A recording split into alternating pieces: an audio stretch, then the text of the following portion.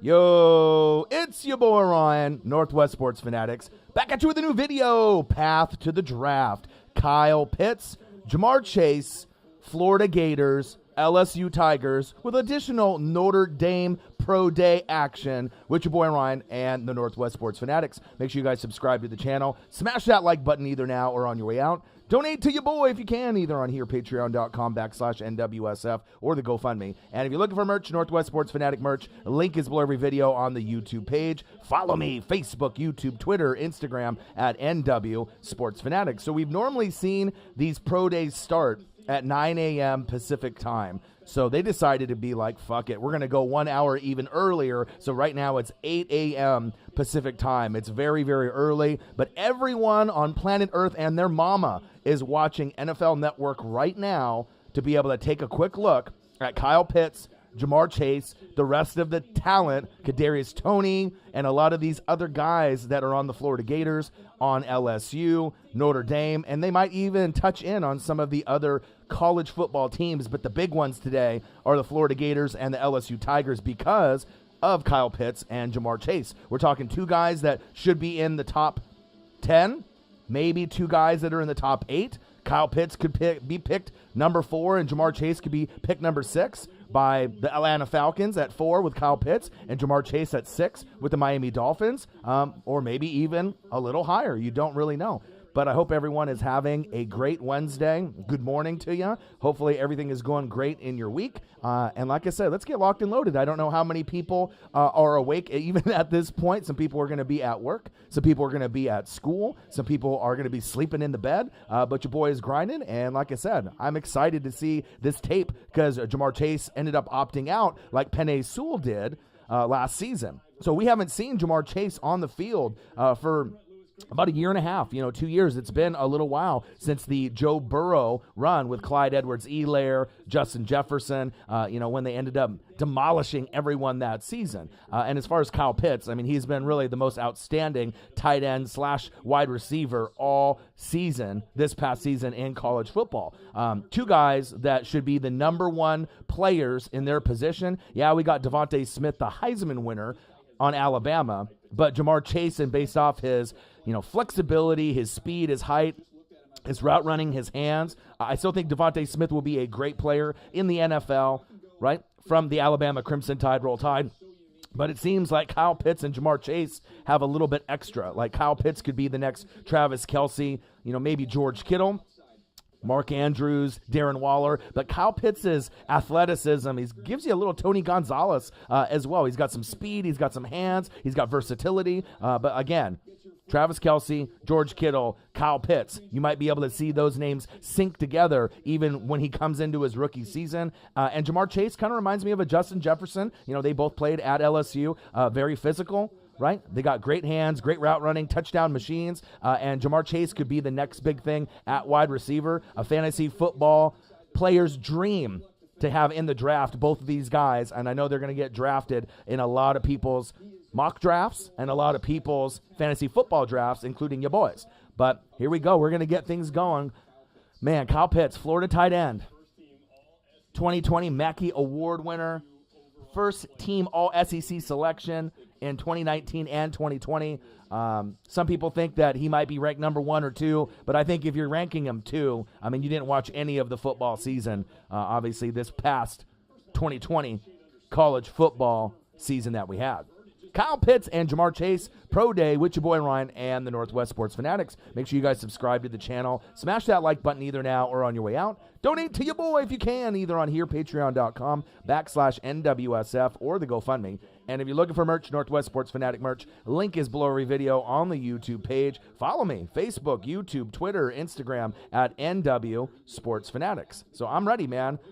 We got a few minutes before they start getting a lot of these guys on the field. So wake up with your boy. Like I said, Pat McAfee show will be on in about an hour, and I imagine all of them are watching this right now. Everyone is tuning in. If you love football the way that I love football, the NFL, the college football scene, even seeing some prospects out of high school. I mean, this is not very exciting for maybe some people, but to be able just to kind of see them run out there, make the throws, make the the catches, do the route running. It's a big thing for us when we're waiting on the NFL draft, which is going to be at the end of the month in April. So we're about a month away. So we're digging for content. We're taking every piece of action that's related to the NFL seriously, so that way we can enjoy something, have something to talk about. But like I said, these two guys make it special. We saw Justin Fields and Mac Jones yesterday. Now we get a chance to see two of the top wide receiver and tight end combos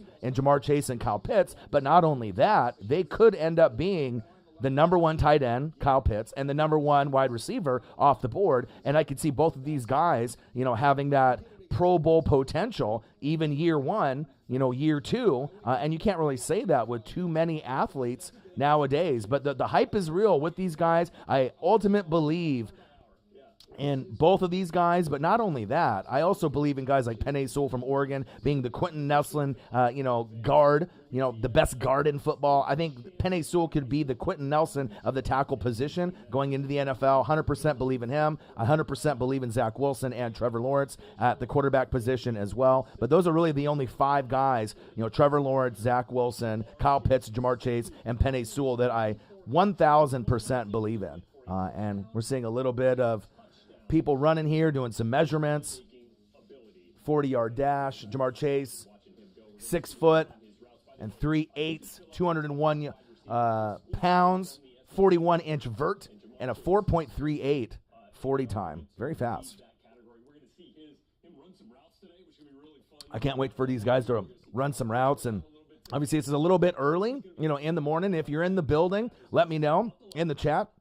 Kyle Pitts, Jamar Chase, Pro Day. We got Florida Gators, we got LSU, we got Notre Dame, and they might even tune into a few other teams as well. I know it's fucking early, but guess what? It's the path to the fucking draft. If you love the NFL, I got to see Justin Fields and Mac Jones. I wasn't too impressed with Mac Jones yesterday. The San Francisco 49ers, and kind of on the rumor mill, it seems like they might think about going. Number 3, Mac Jones of the 49ers. The rumor mill is really spinning right now. I mean, I definitely think, that Trey Lance, and I definitely think that Justin Fields would be a better fit, but maybe they believe in Mac Jones, and they think the 49ers, could build him into a better player than Jimmy G. I don't know. I'm kind of scratching my head on that, but it seems like more and more that I'm reading from some of these NFL guys and scouts and whatnot, that is a true possibility that Mac Jones, even though I didn't think his pro day yesterday was that great, they might take him at 3. It kind of has that project franchise QB. So I guess it's possible. Will Jimmy G be there and play with him? I don't know. Will Jimmy G still be on the Niners? I'm not sure, but we'll kind of have to wait and see. As far as Justin Fields yesterday, I was impressed with what I saw. I think he can be a starting quarterback, kind of a project QB, just like Mac Jones and Trey Lance. But it all depends on the team that he goes to. The best fits, for Justin Fields, in my opinion, are going to be the Niners and the Panthers. I'm not sure if there's any other team that I think that he fits in perfectly rather than those two. Trey Lance, same thing. I think he fits perfectly with the Niners or the Panthers. So one guy might go to one team, the other guy might go to the other. But overall, I definitely like Zach Wilson, and I like Trevor Lawrence as the top dogs. And I even I really think that Trevor Lawrence, if he can step his game up and come up big, in those key situations on third down and with good competition, he might be able to leapfrog Zach Wilson sooner than later. But I think overall Zach Wilson's arm is stronger. He's got more natural talent. So the Joe Burrow of the draft is Trevor Lawrence. The Justin Herbert of the draft, to me, is Zach Wilson. But like I said, it's all speculation until we get to see him on the field. But I'm excited for this pro day. Turn on NFL Network if you guys have a TV near you. We're getting right in the beginning stages right now on NFL Network where we can watch this together. We got Kyle Pitts. We got Jamar Chase pro day with your boy Ryan and the Northwest Sports Fanatics. NWSF in the building, and I can't wait. I want to see a lot of these players. Kadarius Toney, Kyle Pitts for Florida, Jamar Chase, LSU, and Florida definitely bring out the NFL talent, just like Bama and Ohio State, which we got to watch yesterday. Definitely excited. This is going to go on for a couple hours, so I figured I'd hop online. And there's people right now that are sleeping. There's people right now that are at work. There's people right now that are at school, but, your boy will get on it. I'll let you know what I see. But both of these guys are definitely top 10 prospects Kyle Pitts could go number 4 to the Atlanta Falcons. Jamar Chase could go number 6, to the Miami Dolphins. Give Tua someone to throw to. Kyle Pitts could be the new favorite target, the Tony Gonzalez of the past, with Matt Ryan, Calvin Ridley, as well as Julio Jones, even though we know they're going to be rebuilding. Seeing a lot of different scouts here on the field. Jane Slater and the rest. So I'm excited. Show me some fucking action, man. I've been waiting all night, as I woke up this morning. I want to be able to see these guys move around, and I'm sold on both of them. Like I said, from everything that I've seen last season with Kyle Pitts, watched a lot of film.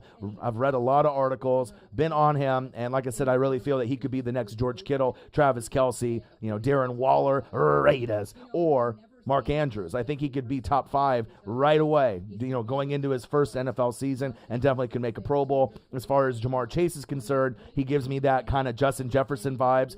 He could end up being the best wide receiver in this draft class. Yeah, you got Devontae Smith, who might be like a Jerry Jeudy, type of player where, it just depends on who your quarterback is, depending on if you can build that relationship. But Jamar Chase has the ability. He's athletic. He has good route running, amazing hands. He's got the speed.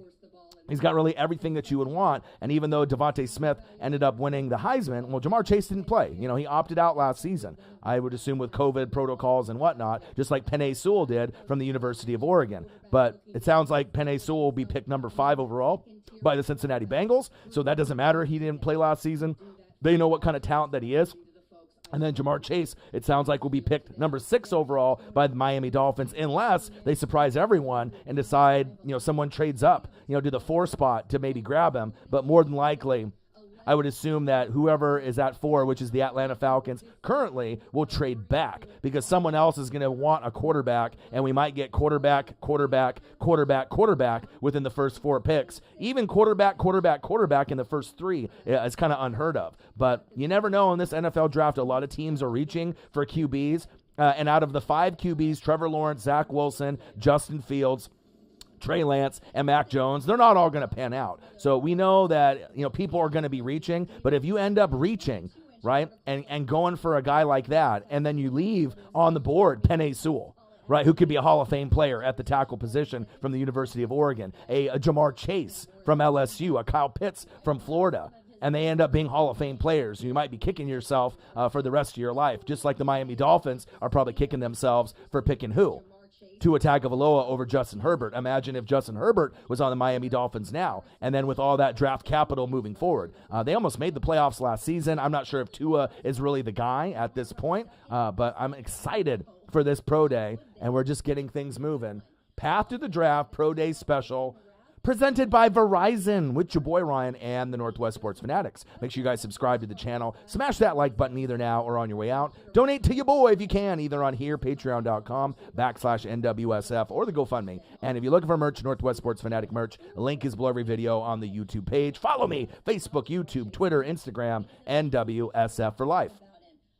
Chain Gang in the building. We're getting closer and closer to 20,000 subscribers. Already peaked over 3.3 million views. Over 1,000 videos in the library. I'm known as the guy with the energy, with the reaction videos, with the live play-by-play and reactions. I can do any type of game. NFL, MLB, NBA, wrestling, AEW, WWE.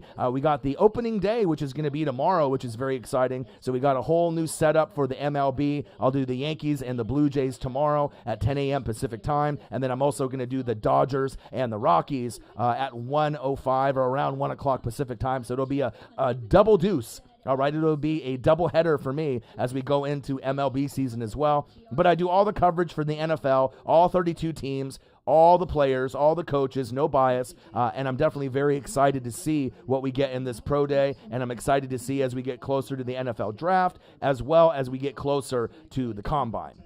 Training camp, preseason, which got reduced to 3 games yesterday, and then we get some extra games in the NFL season as well. And we're getting the Notre Dame Pro Day, obviously off here as well, as we got that on the screen. So we're going to be able to see Jamar Chase, Kyle Pitts, and some of the prospects from Notre Dame. So I'm definitely excited about that. Let's go, baby.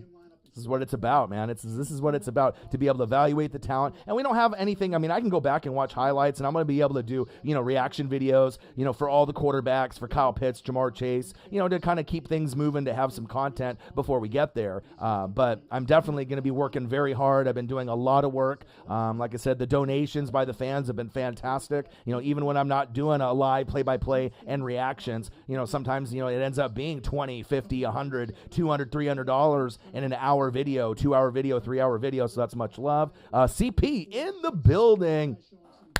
Skull in the building. How are you, my guy? Are you going to make a mock draft video this year? Yeah, I think I will. I'm going to end up doing that probably as we get closer to the draft, maybe like a week before the draft, just to see if there's any other trades. So that way, if I end up making it, I'm not doing it prematurely. So if someone else trades up before the draft, like the Niners did to 3, I want to make it as accurate as possible. So I'll probably end up doing it maybe, like a week before the draft, kind of around the last week of April. I'll probably do a mock, or maybe 2 weeks before, just from some extra content there, right? And then I'm going to do a live stream for round 1, and I'll probably try to do a live stream for rounds 2 and 3. For day 2. Probably won't do a live stream for rounds 4 through 7 unless I have the ability to do it based off my schedule. But I'm very, very excited, based on following all 32 teams. No bias. I mean, you don't really get YouTubers out there or even people in the media that do that. And I'm not a Buccaneers bandwagoner. I mean, some of y'all that are new, to the channel. I mean, I'm been a Bucs fan since 1995. I've been through misery with Jameis Winston and all the crappy players that I've had in the past. So, I mean, I've gone through the ups and I've gone through the downs. But, me being a Bucs fan, not a whole lot of excitement besides this year. Obviously, Super Bowl 37 was great, winning there with, John Gruden. But since then, I mean, I went to the playoffs, in 05 with, Chris Sims, lost to the Redskins, went in 07 with Jeff Garcia, and that was the last time the Bucs were good until this season with Tom Brady. And they've obviously drafted very, very well in the last 3 years, getting guys like Tristan Wirfs on the line, Devin White at linebacker, and Antoine Winfield Jr. at safety. So definitely excited to see where they go with the direction of it. But I love following all the teams and basically being able to break down tape and evaluate players. That's my favorite thing to do besides watching tape and calling games, and that's a big fact. CP, I'm good. I'm fantastic. It's pro day, man. No one else is up. No one else is doing this. I'm the only one. You know what I mean? So I'm grinding, man. I'm trying to really make the most of the NFL season. I'm going to be doing a lot of games. Maybe as we get into the NBA Finals, even though it looks like it's going to be the Nets and the Lakers, maybe I'll do a little bit of that. Going to be doing a lot of MLB this season for Sunday Night Baseball. I'll be doing Dodgers, Yankees, Red Sox, Cubs, Mariners. I'm going to be doing a lot there, so I'm excited about that. And then when we get into the NFL season, draft, combine, training camp, preseason, and I'm going to be busting out so many reaction videos and live streams for Monday Night Football, Thursday Night Football, Sunday Night Football, and then we get an extra game, which they kind of debuted yesterday. We're going to get extra weeks. We're going to get 17 games, 18 weeks in the season. We're going to go back to 3 preseason games, which I absolutely love.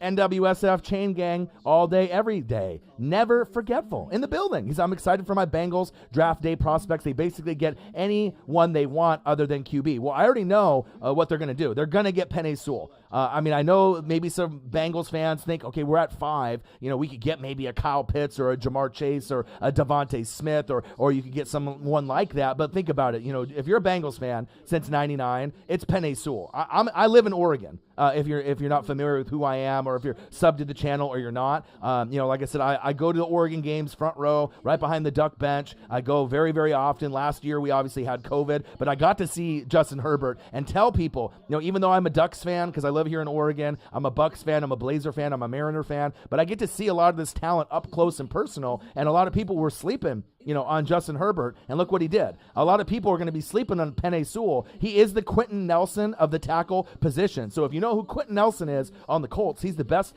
guard in football, hands down. He's going to be a first ballot Hall of Famer, and he's only been in the league like 3 years. So with this kid, anyone you get that's a Samoan, Hawaiian, Islander, this guy is amazing. This guy could go down as our best offensive lineman in the history of Oregon football ever. And I think that he could be a Pro Bowler and an All-Pro, first year. He is that talented. And you got to think with Joe Burrow, you need someone to protect his blind side at left tackle, and it's this guy. So it may not be the sexy pick to you, but if you want Joe Burrow to have success, with T. Higgins and to be able to progress and catch up to the Steelers, the Ravens and the Browns, you're going to need to beef up that offensive line. We've seen the weapons that you got, with Joe Mixon at running back last year, and having T. Higgins and a lot of these other guys there. We obviously know John Ross has been injured and they have to move on. A.J. Green, you got to move on, right? But with T. Higgins and some of the other pieces, avoid the Boyd, Tyler Boyd, I absolutely love him, right? But the defense needs a whole remake, and they need to be able to break that up and obviously revamp that. It needs a makeover, all right? But the offensive line is very, very important, and trust me, once you guys get Penei Sewell, you're going to be ecstatic, especially if he ends up being a Hall of Fame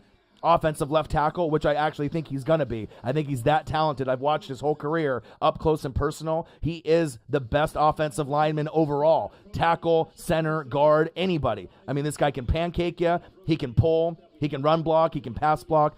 He can do it all. So I feel you, Bengals fans, since 99, never had anything good, but something feels good about this upcoming season. Yeah, if Joe Burrow didn't get injured, I mean, you would have definitely, got a few more wins, going into the season. Absolutely. I absolutely love Penei Sewell, and I love Joe Burrow. I think that you guys have a bright future, and that's big facts, especially when Big Ben retires. The Steelers might be trending downwards. We don't really know what the Ravens, unless they get that offensive line built up since Marshall Yanda, the Hall of Famer, left. We got to see if they can build up that O-line.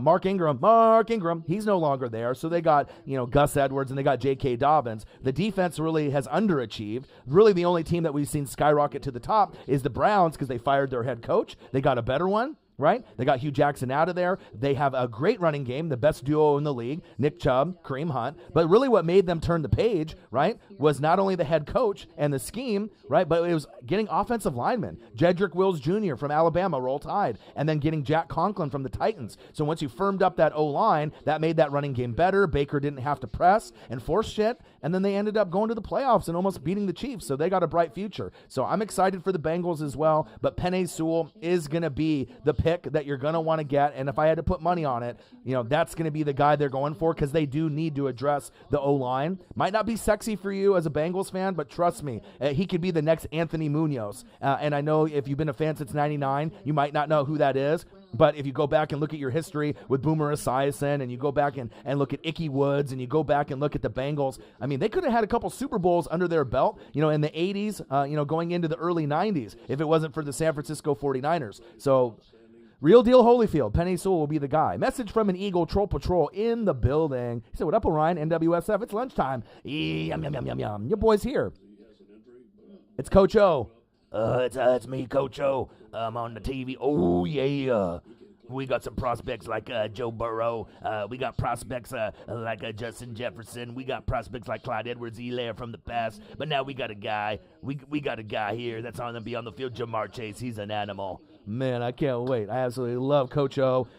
They went from a fall from grace, obviously with their team. They had a fantastic college football season a couple years ago. Blew everyone out of the water.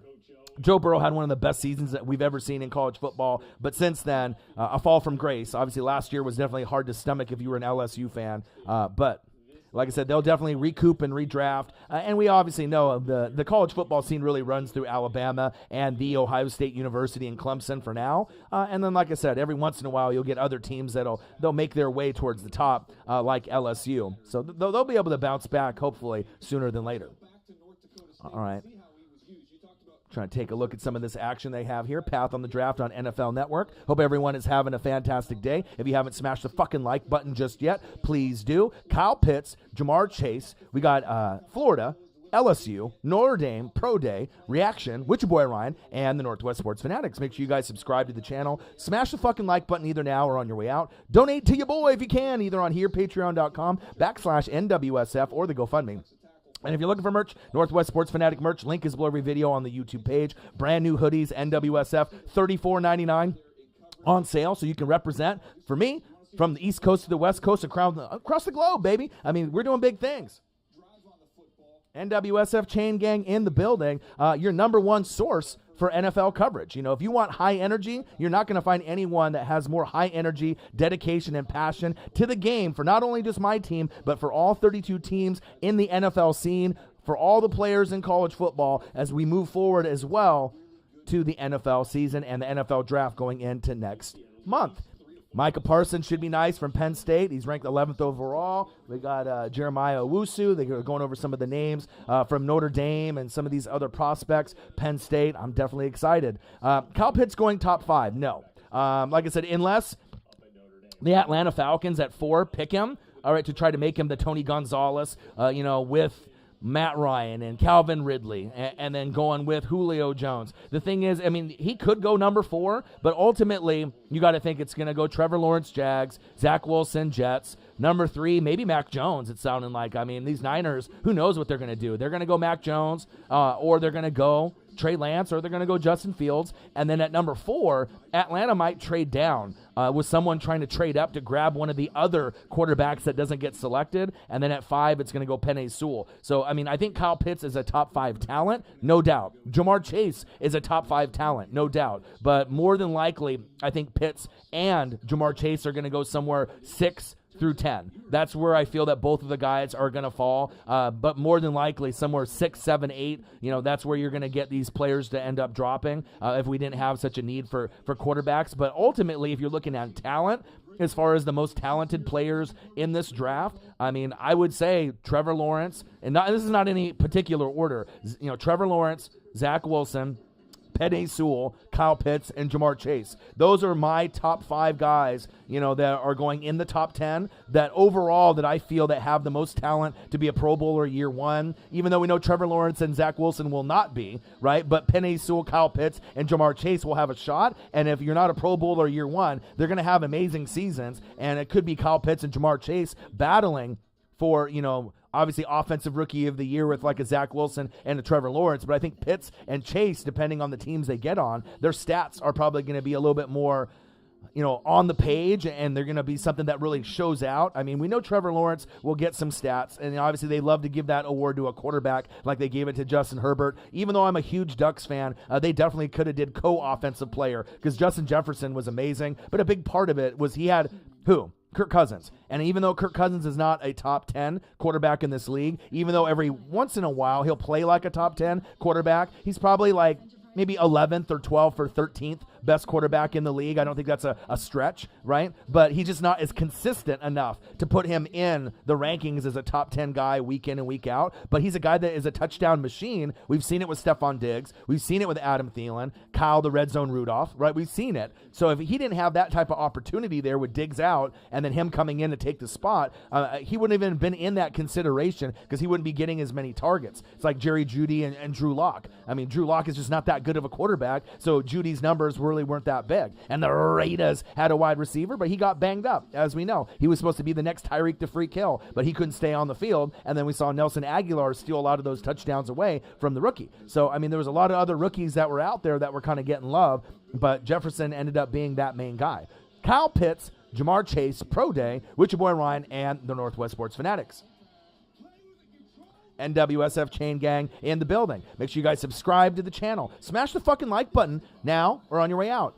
Donate to your boy if you can, either on here, patreon.com/NWSF, or the GoFundMe. And if you're looking for merch, Northwest Sports Fanatic merch, link is below every video on the YouTube page. Follow me, Facebook, YouTube, Twitter, Instagram, NW Sports Fanatics. Cop a hoodie, support your boy. And like I said, we're getting closer, about a month away from the draft, which is very, very exciting. Going to be doing a mock draft, maybe more than one, since we have a lot of time before we end up getting to that point. More pro days, and then we're going to get into the draft, mock draft. I'll do maybe 1 or 2. Then I'll end up doing a live stream for round 1 and maybe round 2 and 3. All right, Kyle Pitts, he's about to run the 40, it looks like right now. Let's see what 2020 Mackey Award winner, nation's top tight end, and he's been the top dog for a while. Here we go. Go, go, go. A little bit slow off the line there. 4.445, I would assume, is what he ran. Let's see what it is. But definitely Kyle Pitts is top 5, talent, because he can play tight end, obviously, with his big size, but you can line him up in the slot or the outside. He could give you wide receiver speed. And you don't really see that besides maybe George Kittle. 4.44, and it looked like he didn't even run it that fast. Unbelievable. This kid is so tall. He's like, 6'5", 6'6". He seems like he's a big body out there, right? But he runs like he's like 6'2", 6'3". 6'1", 6'2", 6'3", like a shorter guy. He is going to be an absolute monster. I guarantee he's going to be on a lot of people's draft boards when we do fantasy football, and I think he can be just as good as Mark Andrews and Darren Waller right away. Might be a stretch, for him to put up big numbers if George Kittle stays healthy, a full season. If Travis Kelce stays healthy, a full season. Depending on who the QB is on the Niners, that'll help determine what George Kittle's season's going to be like. But you got to think, with Kittle and Kelce, when they're healthy, it's like you're almost guaranteed 5 to 12 touchdowns. You're guaranteed over 1,000 yards and a lot of consistency. And we're starting to see Darren Waller, Raiders. And we're starting to see Mark Andrews being top 5. Zach Ertz, so bad it hurts Zach Ertz. He's kind of fallen out of top 5. He's getting a little bit older. So now we need a new guy to step up, and that guy's going to be Kyle Pitts. And I definitely think that he could put up monster numbers because he's so versatile. He reminds me a little bit of Tony Gonzalez, a little Shannon Sharp, a little bit of Travis Kelce, a little bit of George Kittle. I mean, he reminds me of a lot of guys kind of mashed into one, and I haven't really thought about that with a lot of players coming into the drafts in the last couple years. But he's so versatile. He's got the height. He can go up and get it on the red zone on the fade, fade routes. You got to be able to jump up and get it. This guy's athletic. He's got great foot speed. He's got good route running, good hands. He knows the awareness on where to be on the field. I mean, he's really a tight end's dream, and you could line him up at wide receiver. I mean, that's how versatile he really is if you wanted to kind of exploit a matchup with him against a linebacker. That's a mismatch all day and every day, unless your name is Fred Warner, Bobby Wagner, right? Darius Leonard or Devin White or Levante David. I mean, that's a mismatch from hell if you're going against Kyle Pitts. And Jamar Chase is going to be tough to guard as well, just like Justin Jefferson was. It seems like Justin Jefferson's almost untouchable. There's not very many corners or safeties that I really feel that are going to be able to keep up with him moving forward as long as you got Kirk Cousins there. And that's big facts. With these organizations, because they're going to do their homework. Even if they can't see you, you're going to be on a lot more Zoom. How's everybody doing this morning, man? NFL Network. We got it. The Pro Day. Path to the brash. Path to the draft, baby. LA Rams, good morning. Good morning. Anyone that's in the chat, holla at me in the chat. Let me know that you're in the building. Smash the fucking like button for your boy. And if you have any questions or anything that if you don't have access to a TV right now, to be able to see the action that I'm watching right now live, Path to the Draft on NFL Network. Let me know. Holla at me. I'm here. I'm going to be here for a couple hours. I'm grinding. No one else is online doing this, so, your boy is dedicated. Obviously, I did Jalen Hurts, and I did, Mac Jones yesterday. Wasn't too impressed with Mac Jones. Justin Fields was about what I thought he was going to be, with his tape. But it sounds like more and more that the 49ers, who knows? They might go Mac Jones at number 3. I just think that's a lot of capital to give up for a guy that might be similar to like a Jimmy G or maybe even worse. So I don't know, man. But if the Niners and Kyle Shanahan and John Lynch believe that Mac Jones is the future of the franchise for the Niners at 3, it'll be shocking to us, but maybe they know something that we don't know. I mean, it's their team. If they think that they can make that shit happen, then that's up to them. But I think that really Mac Jones, Justin Fields, and Trey Lance, they're project QBs.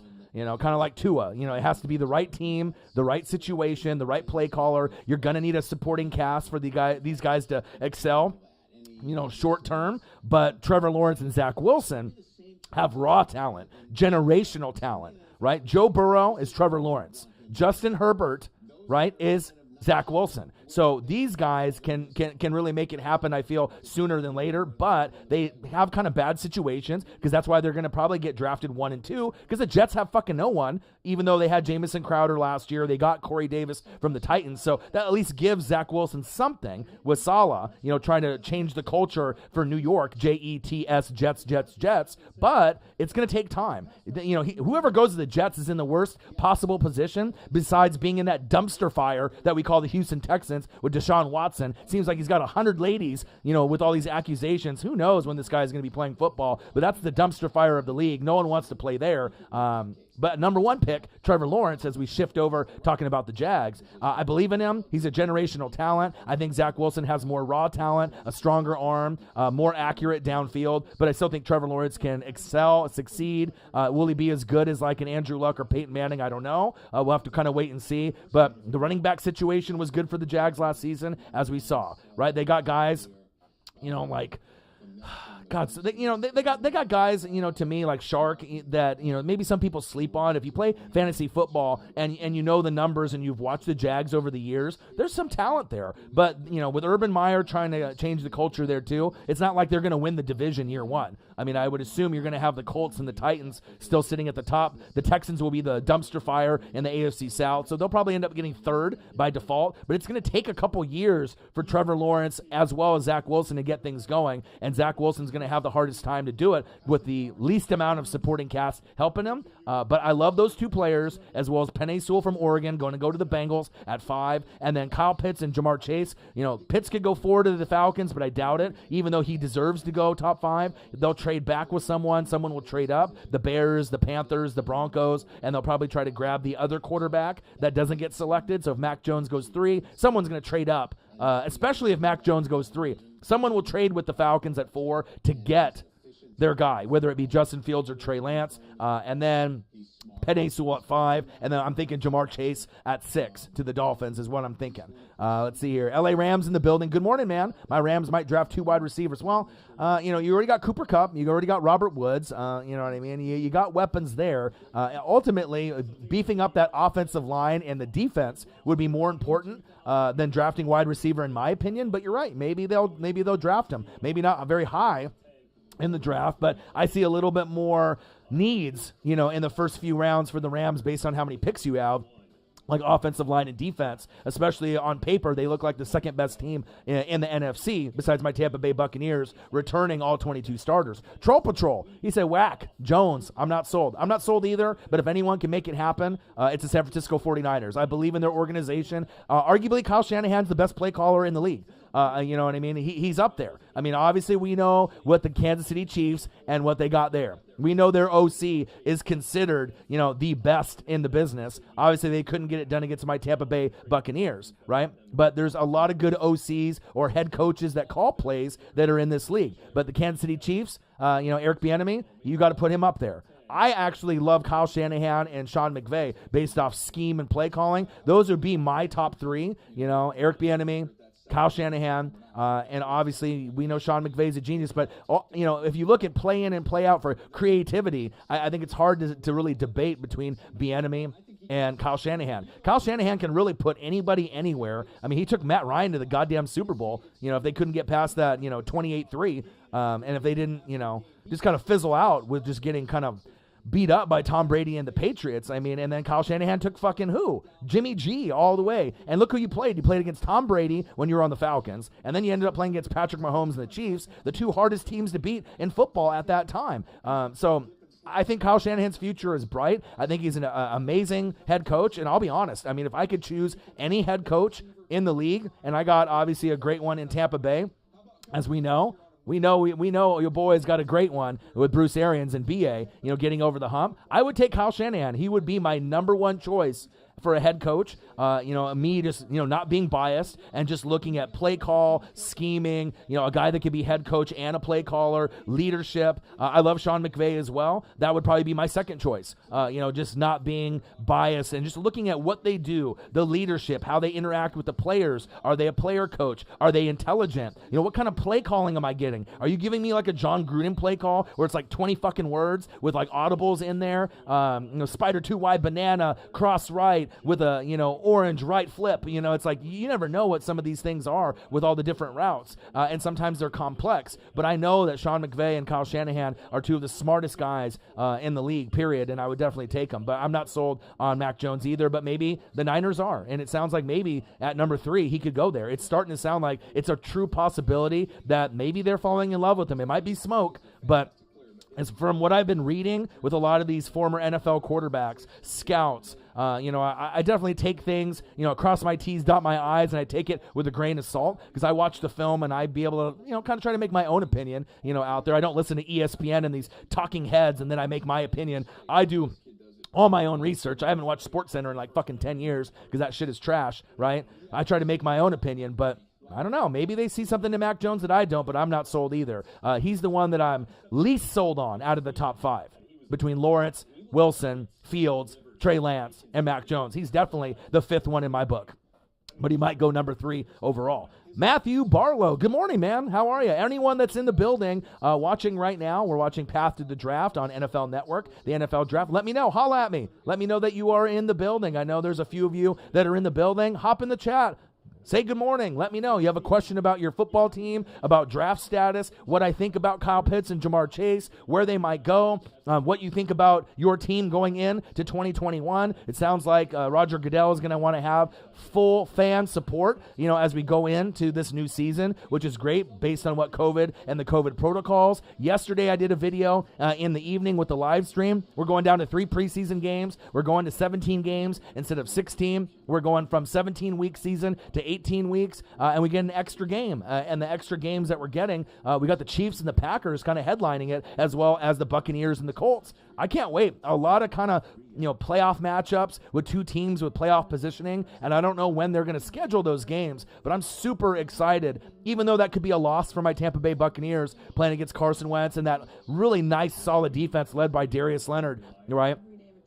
With the Indianapolis Colts, I'll take it, because you want to play the best competition that's out there moving forward. Absolutely. Kyle Pitts and Jamar Chase, Pro Day. We got Florida, we got LSU, we got Notre Dame, with your boy Ryan and the Northwest Sports Fanatics. Make sure you guys subscribe to the channel. Smash the fucking like button either now or on your way out. Donate to your boy if you can, either on here, patreon.com/NWSF, or the GoFundMe. And if you're looking for merch, Northwest Sports Fanatic merch, link is below every video on the YouTube page. Follow me, Facebook, YouTube, Twitter, Instagram, NW Sports Fanatics. 20,000 fans. Fanatic family members, can't be wrong. Your boy's growing. We're trying to get to 30K. We're sitting at 20,000 subscribers, or just under 20,000 subscribers at this point. 3.3 million views, over 100,000 hours dedicated to the channel, blood, sweat, and tears, and I got over 1,000 videos, live stream, original concept videos for live streams and uploads, as well as reaction videos, NFL, NBA, MLB, AEW, WWE. You want it, I got it. Good morning, man. This is great. It's Wednesday. Like I said, I woke up early, right when it was live, and I ended up doing the Justin Fields, and I did the Mac Jones yesterday. Wasn't really too impressed with Mac Jones. Justin Fields was pretty impressive, not as impressive as Zach Wilson's pro day, but maybe it was enough, to show the 49ers that this is the guy. But, at this point, I kind of feel like Jimmy G is better than Mac Jones. Maybe Trey Lance and Justin Fields even at this point. But if he can't stay on the field, they want to be able to keep up in their Super Bowl run, because we saw what the Rams did. They got Matthew Stafford. We don't know what Seattle's up to with Danger Russ and his whole fucking team 3. He might be there for a year or 2 years longer, but he seems like it's going to be a divorce sooner or later in Seattle. Kyler Murray's just going to keep getting better, and they got J.J. Watt and Chandler Jones now on the D-line, so they're beefing up that defense with Budda Baker, so they're going to make the playoffs sooner or later. So the NFC West is by far the best team in football. So really, depending on what the Niners do, they don't want to be the last team out of those 4 teams in the NFC West. And if we're getting an extra game and we're going to get 17 games, 10-7 might not get you into the playoffs. 9-8 is not going to probably get you in the playoffs. So, and if you think about it, 8-9 might be the worst record, in that NFC West. And you're not going to be able to say that probably about any other division. It's going to be exciting to be able to see where it goes. Obviously, I love my Tampa Bay Buccaneers. I always follow, all the teams, but specifically the Saints, the Panthers, the Falcons, the rivals in my division. Love the NFC East because of all the shit talking. Cowboys, Redskins, a.k.a. Washington football team, Eagles, Giants. And I'll do a lot of AFC coverage as well. I follow all 32 teams, no bias. We're at commercial break right now, so I'm just waiting for Kyle Pitts, Jamar Chase, some of the rest of the players. Kadarius Toney from the University of Florida looks like he could be a first-round, second-round wide receiver that could benefit a team. A guy like Elijah Moore for the Saints, late first round. There's going to be a lot of these guys. DK Metcalf went from Ole Miss. A.J. Brown went from Ole Miss, and the next superstar prospect could be this guy Elijah Moore from Ole Miss. He doesn't have the same kind of frame. He's a tiny guy. He might be kind of like a Tyler get to the door and lock it like Seattle. But he could be an impact guy to give Michael Thomas that guy on that other side, which they are probably wondering, well, damn, we should have got Justin Jefferson last year instead of Ruiz from Michigan. But you got to address the line, because as you saw with the Chiefs, if you don't have O-line, Eric Fisher and Mitchell Schwartz were out. Tampa Bay Buccaneers got in there. JPP, Shaq Barrett, Ndamukong Suh, Vita Vea. Good night. You couldn't even get a touchdown on my Bucks in the Super Bowl. So, Kyle Pitts and Jamar Chase, Pro Day, with your boy Ryan and the Northwest Sports Fanatics.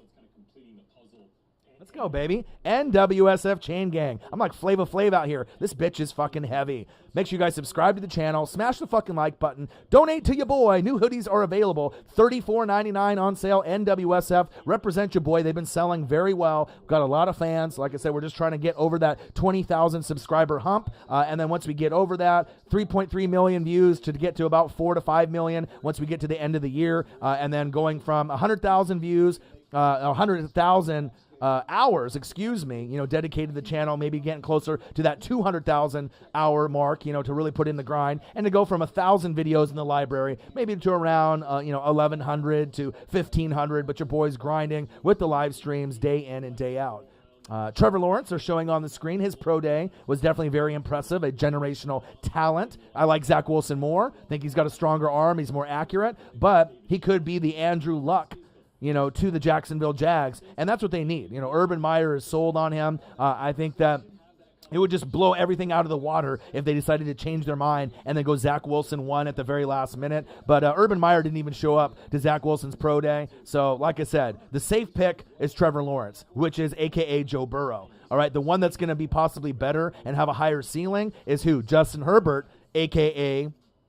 Zach Wilson. So it all depends on who you want. All 4 quarterbacks are going to pan out. But I just think the ceiling is going to be higher for guys like, like a Josh Allen type. It was a little raw at Wyoming. He needed that number 1 receiver in Stephon Diggs, and now you've seen what he could do. But they already had a good team before he even really got there. But, again, Justin Herbert, Zach Wilson, or you can go Joe Burrow, which is Trevor Lawrence. All 4 can be great, but I think 2 of them have a little bit higher upside. I think Justin Herbert's career is going to be better than Joe Burrow's. Not that I think that Joe Burrow is going to be a bad player, but we got to make sure that he can stay healthy. And then getting Penei Sewell at 5 from the Oregon Ducks, at the best tackle in the draft, the best offensive lineman overall in the draft, is going to be key for the Bengals to be able to kind of do what the Browns did and make their way towards the top, and especially with that division. The black and blue, you're going to go against the Steelers, tough defense, Ravens, tough defense, Browns, tough defense. So at some point, the Bengals are going to have a defense, and you got to be able to protect Burrow with all those monster matchups week in and week out. So good morning to all of y'all, obviously, and they got Zach Wilson now on the screen as they're getting some of these other guys prepped.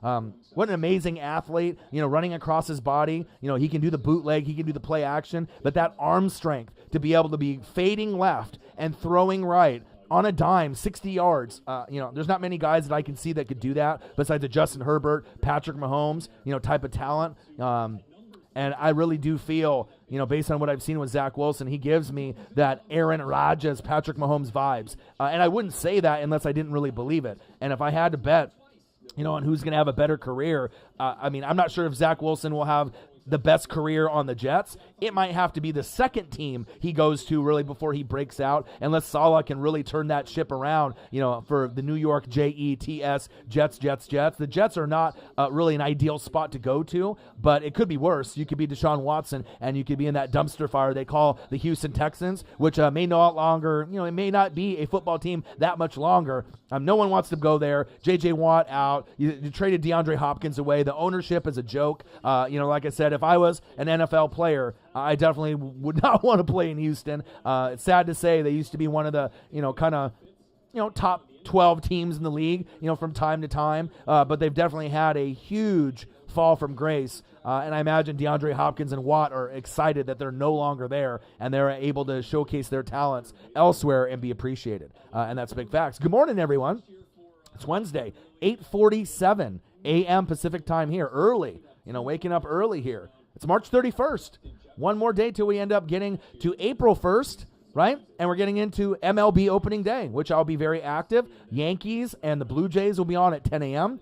I'll be doing a live pitch-by-pitch or live play-by-play and reactions for that. And then the Rockies play the Dodgers. My dad's favorite team. He's been watching the Dodgers since the 50s. So I'll be able to see Mookie Betts, Cody Bellinger, and the rest. And I'll be doing a live stream for that, trying to get obviously more subs, more views, growing the Fanatic family. But obviously NFL is number 1 on this channel as well as college football. And that's always going to be the matter of fact. All right, we're getting a little bit of action here now. Get to see a little bit of route running, and hopefully we get to see a little bit more of Jamar Chase. And I get to see some Kadarius Toney from Florida as well as Kyle Pitts.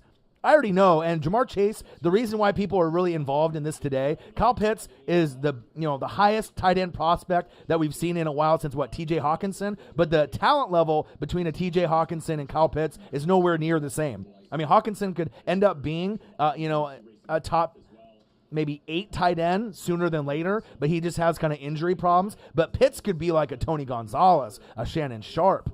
He could be a guy like Gronk. He could be a guy like Travis Kelce, George Kittle, Darren Waller, Mark Andrews. There's a difference. Right? This guy could be literally elite right out the door. And I think this is probably the best tight end prospect that we've seen probably in the last 10 years. I'm not sure if there's anyone that I've felt as confident with. Watching his tape, watching some Florida Gator matchups, he's got anything and everything that you would want. And he played last season and obviously was the best tight end. And he moves like a wide receiver and has speed like a wide receiver. And if you're tall at like 6'4", 6'5", 6'6", that's a nightmare for linebackers one-on-one in coverage. You're going to have to play zone. You're going to have to play nickel, dime, prevent, quarters. You're not going to be able to just go straight up man-to-man at linebacker unless you're Fred Warner from the Niners, Darius Leonard from the Colts, Devin White from my Tampa Bay Buccaneers. There's only a few guys, Fred Warner, Darius Leonard, Devin White. There's a few of us, that can go out there and get it done. But Bobby Wagner as well from the Seattle Seahawks. We know that he's getting older, but for the longest time, Bobby Wagner and Luke Kuechly were the best linebackers in football. But now you got the new breed, Darius Leonard, Devin White, and Fred Warner from the Niners. We got to start recognizing how great that these guys really are, and they make a difference. But it's going to be tough even for those guys to match up with a guy like Kyle Pitts. And for Jamar Chase, we saw what Justin Jefferson did. People were sleeping on him last season, as we're seeing some route running here on NFL Network on LSU's Pro Day. All right, but Jamar Chase opted out like Penei Sewell did from the University of Oregon, but both guys should go 5 and 6. Penei Sewell 5 to the Bengals, and Jamar Chase with his athleticism, his footwork, his hands, his build, his intelligence. He really has anything and everything that you would want. Yeah, Devontae Smith won the Heisman, but Jamar Chase didn't play.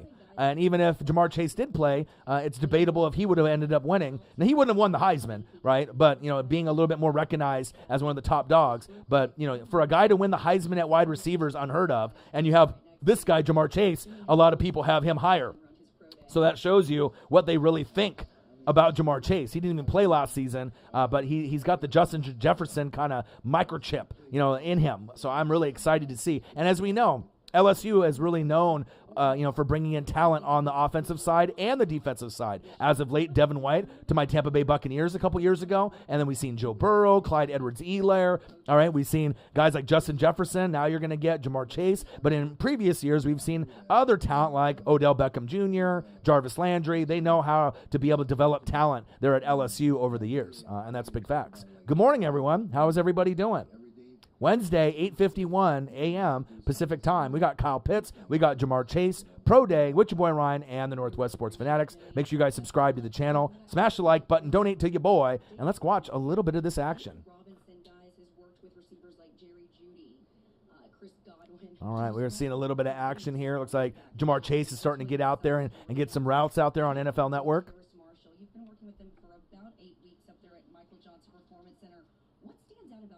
Let's go. Good morning, everybody. How's everybody doing? NWSF in the building.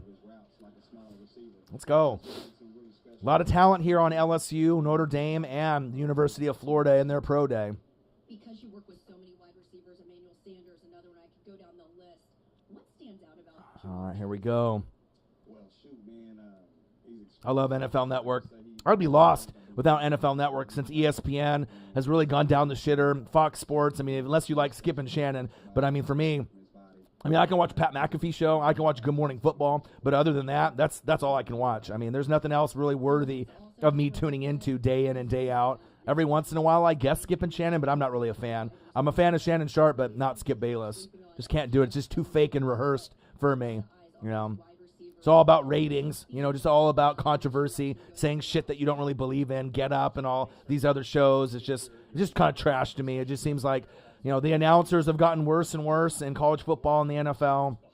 It's all about people being fake, all about hot takes, just to get a reaction, from the fans, Colin Cowherd and all that. And I get it. People love to hear people argue and that, but it has to be a realistic hot take, not something just crazy.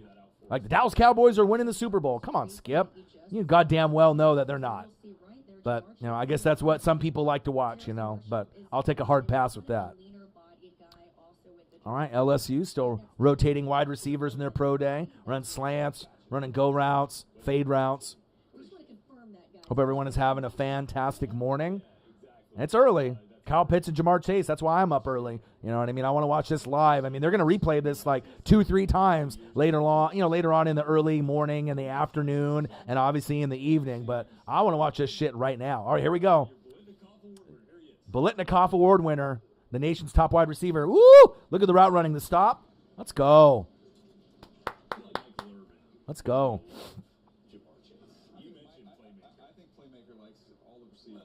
He says Jamar Chase, the next Michael Irvin. That's high praise. That's high praise, baby. Michael Irvin was a shit talker for the Dallas Cowboys. But absolutely, even though I was a Niner fan, as a kid, I didn't claim them as my favorite football team. But as a young kid, before I claimed my favorite football team, watching Joe Montana and Jerry Rice go against, guys like Troy Aikman, Emmitt Smith, and Michael Irvin. I mean, some of the best matchups, going into the early 90s there. Unbelievable. Jamar Chase's talent level is just through the roof, just like Michael Irvin's was when he came out from the U. Michael Irvin. All right, here we go, baby. NFL Network, if you don't have it or if you want to know what's going on, holla at me, man. You got any questions about your football team? You got any questions about your draft? Just want to holla at your boy. All right, here we go. They're getting the band together. Justin Jefferson's even there. Nice. Supporting his teammates there. I love that. Ooh, nice catch. To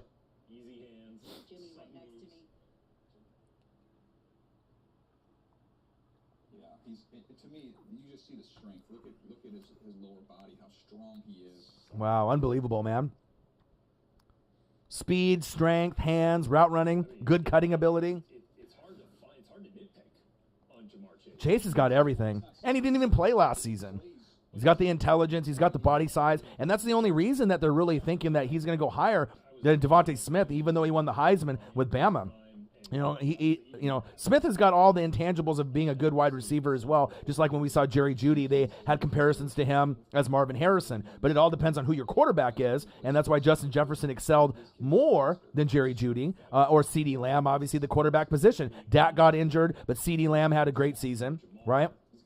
And obviously with Jerry Jeudy, you had Drew Lock. But then you had the best quarterback situation, right, with Kirk Cousins, and Justin Jefferson took over. But, sometimes that's the way the cookie crumbles. Chase is looking fantastic.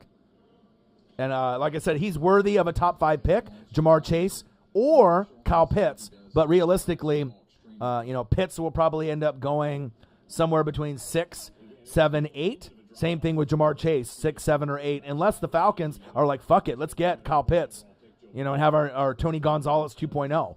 Or if they go Jamar Chase, but I don't think they really need wide receiver when they got Ridley and Julio, unless they want to get a Julio replacement and just beef up that. They need defense, the Atlanta Falcons, or they could go Penei Sewell on the offensive line. There's a lot of places where the Falcons could go at 4, but they probably should trade back because they could get some extra draft capital for a team that wants a quarterback at 4. Whether that be the Panthers, the Broncos, or maybe the Chicago Bears, because no one's sold on fucking Andy Dalton moving forward. That's big facts.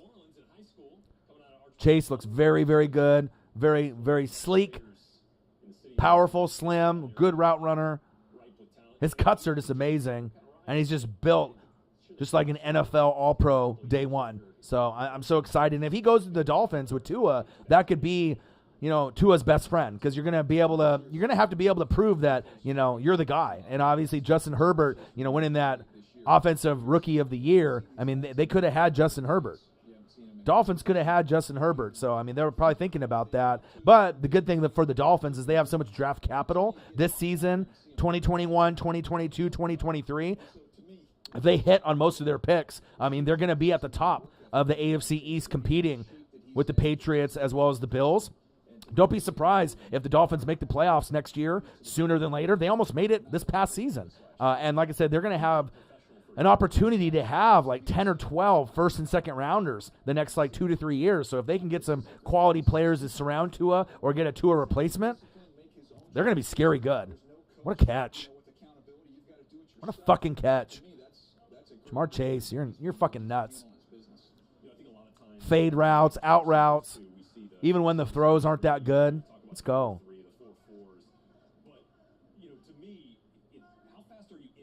There we go. Nice catch. Let's go, baby. LSU guys working out there. How's everybody doing this morning, man?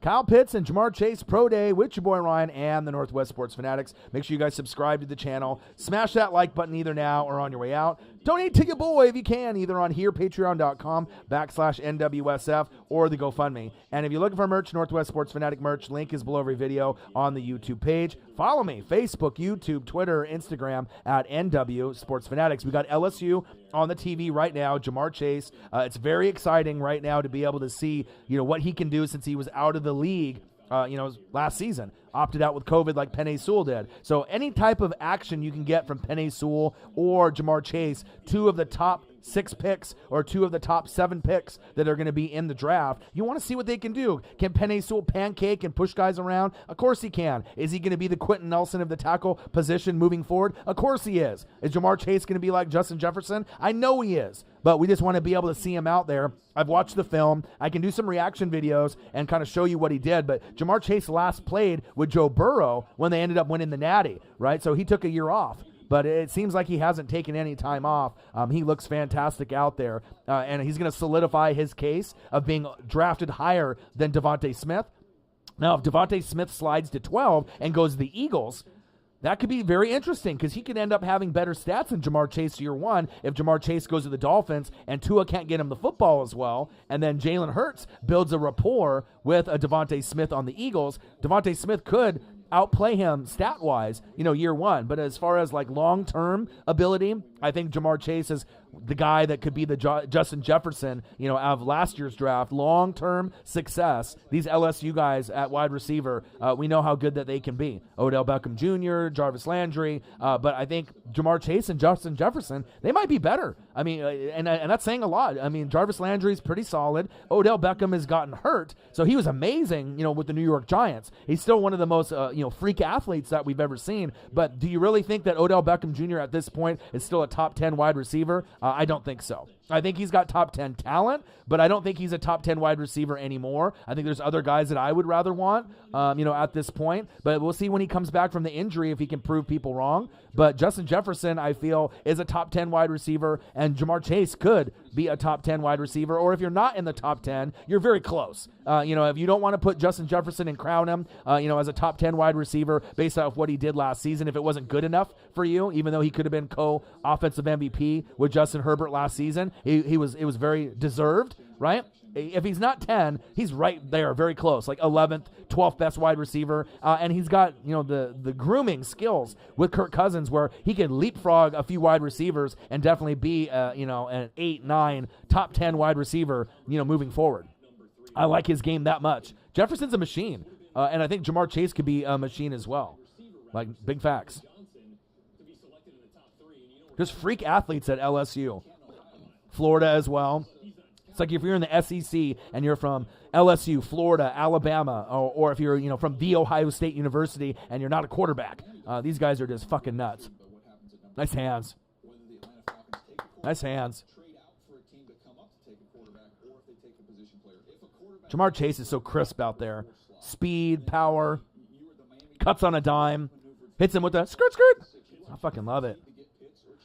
And like I said, at this point, we're looking for anything and everything, obviously talent-wise, to be able to evaluate these guys. And for me, obviously watching game tape, is going to be the number one evaluator, reading the articles, hearing what the teammates say about him. But since Jamar Chase hasn't been on the football field for a year, that's why a lot of us are tuning in. We know what Kyle Pitts is going to do because I watched him all last season. He is the best tight end in this draft class, and he could be, a top 5 tight end year one with George Kittle, Travis Kelce, Mark Andrews, Darren Waller, Raiders, and obviously Kyle Pitts. I think he can be there. But for Jamar Chase, we haven't seen him in a year since Joe Burrow and him, ended up winning that Natty.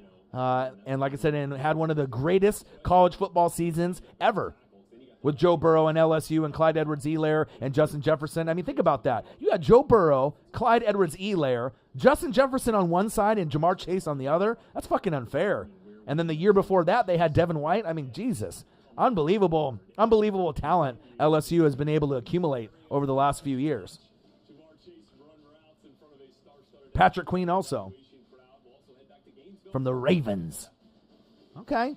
I like what I've seen so far. Kyle Pitts and Jamar Chase Pro Day. We got Florida. We got LSU. We got Notre Dame. With your boy Ryan and the Northwest Sports Fanatics. Make sure you guys subscribe to the channel. Smash that like button either now or on your way out. Donate to your boy if you can, either on here, patreon.com/NWSF or the GoFundMe. And if you're looking for merch, Northwest Sports Fanatic merch, link is below every video on the YouTube page. Follow me, Facebook, YouTube, Twitter, Instagram at NW Sports Fanatics. Getting closer and closer to that 20K sub mark. Have to make up a few subs. Like I said, Pat McAfee show is about to come on as well. So that'll be something else here. I can kind of tune in. I can multitask here. So let me try to get in here, and so I can watch Pat McAfee show, right? We can do that. And then on top of the Pat McAfee show, we can also watch NFL Network and get everything in here. Because, you know, your boy loves to multitask. I'm always fucking multitasking all the time. So good morning to everyone. Obviously, happy Wednesday, happy hump day. And like I said, it's a fantastic day. You know, the sun is out here in Oregon. Things are good. Things are good. All right. Here we go. Let's go, baby. They're talking about right now. Pat McAfee's talking about Gonzaga. You know, usually Gonzaga, you know, ends up failing in the Sweet 16, Elite 8, or the Final Four. But if you ended up watching any of that college basketball, you know, tournament as we're going into the Final Four, you know, we know what UConn is going to do for the women's. I know they're going to end up winning it. You know, obviously with their female talent, they got some superstars there like Paige. But for the men's, Michigan losing last night to UCLA was definitely a surprise. I'm not really too much into college basketball or the NBA, but Gonzaga with their dominance, they look like they might go undefeated, you know, and we haven't seen teams really go undefeated in college basketball that often, and they might end up, you know, cutting down the nets here once we get to the Final Four in the championship game. Very impressive. And it seems like Gonzaga always chokes at the end, but this might be the year that they cut down the nets, and that's what Pat McAfee's talking about right now with the boys.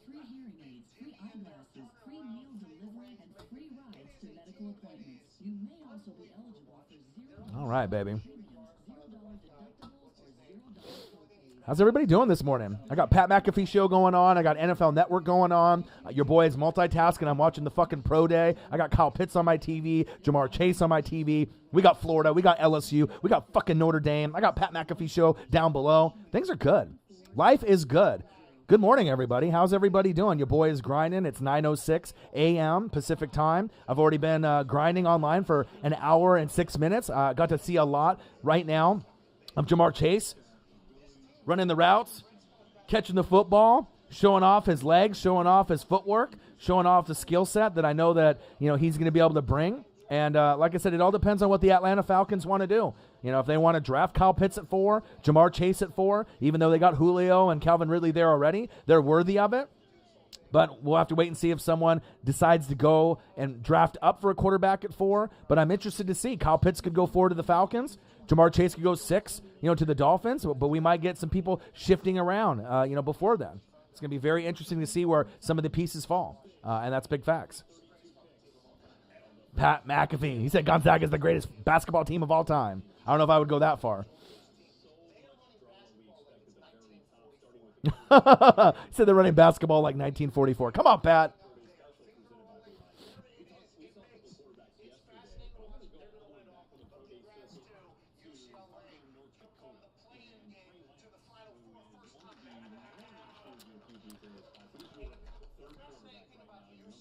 Yeah, how the hell did UCLA beat Michigan last night? That was crazy.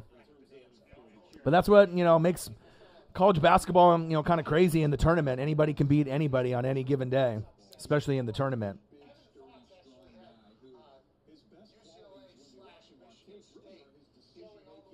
We got Trey Lance on the screen. They're showing a little bit of his pro day. I love Trey Lance's skill set. Definitely think that he could be the best fit for the 49ers, unless they think Mac Jones or Justin Fields is better. But that's what I'm kind of rooting for, I guess maybe internally in my head, that Trey Lance goes to the Niners. That's who I want the Niners to get.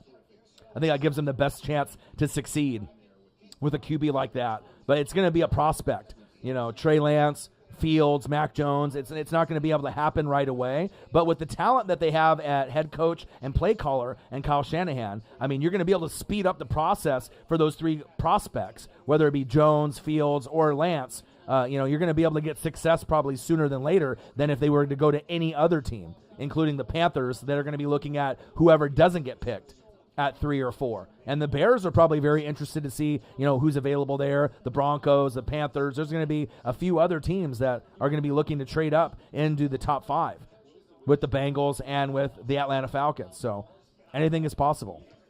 But if you're just joining the show this morning, Kyle Pitts looked nice. So far from what I've seen, they had a little bit more Jamar Chase action. I think Kyle Pitts ended up running the 40 and under 4.5, and he got kind of slow off the line, but he looked good out there. And then obviously with Jamar Chase, crisp, good route running, stopping on a dime, good speed, good hands, what we know. He hasn't played football since the Joe Burrow natty year. When it was Joe Burrow, Clyde Edwards-Helaire, make him stare Helaire, Justin Jefferson, hit him with the gritty, and then Jamar Chase was part of that, wide receiver duo with Justin Jefferson, and he's looked fantastic for taking a year off, opting out due to COVID, just like Penei Sewell, my dog, here from the 503 here in the Northwest in Oregon. He opted out, which I was hoping that he didn't opt out because we could have had a better season, but he didn't really want to risk probably getting hurt and going from a top 5 pick to maybe a second or third round, prospect, because he's definitely got all the talent to be able to be the next Quentin Nelson of our league at the tackle position.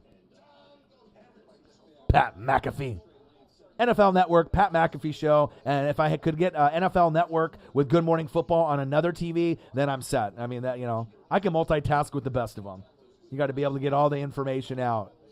Path to the draft, Kyle Pitts, Jamar Chase, LSU, Florida, Notre Dame Pro Day with your boy Ryan and the Northwest Sports Fanatics. Make sure you guys subscribe to the channel. Smash that fucking like button either now or on your way out. Donate to your boy if you can, either on here, patreon.com/NWSF, or the GoFundMe. And if you're looking for merch, Northwest Sports Fanatic merch, link is below every video on the YouTube page. Follow me, Facebook, YouTube, Twitter, Instagram at NW Sports Fanatics.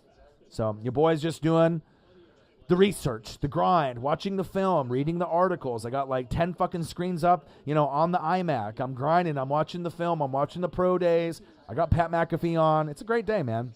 It's Wednesday. Hope everyone is having a fantastic day. If you're in the building watching, shoot me a holla. Let me know you're in the building.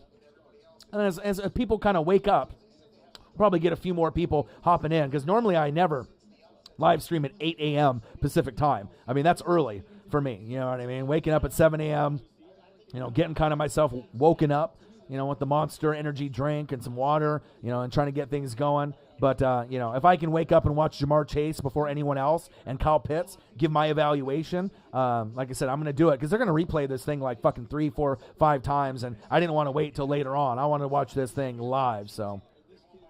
But I hope everyone's having a good day. If you have any questions about your football team, your draft prospects, what I think is going to go down, who's going where, let me know. Let me know.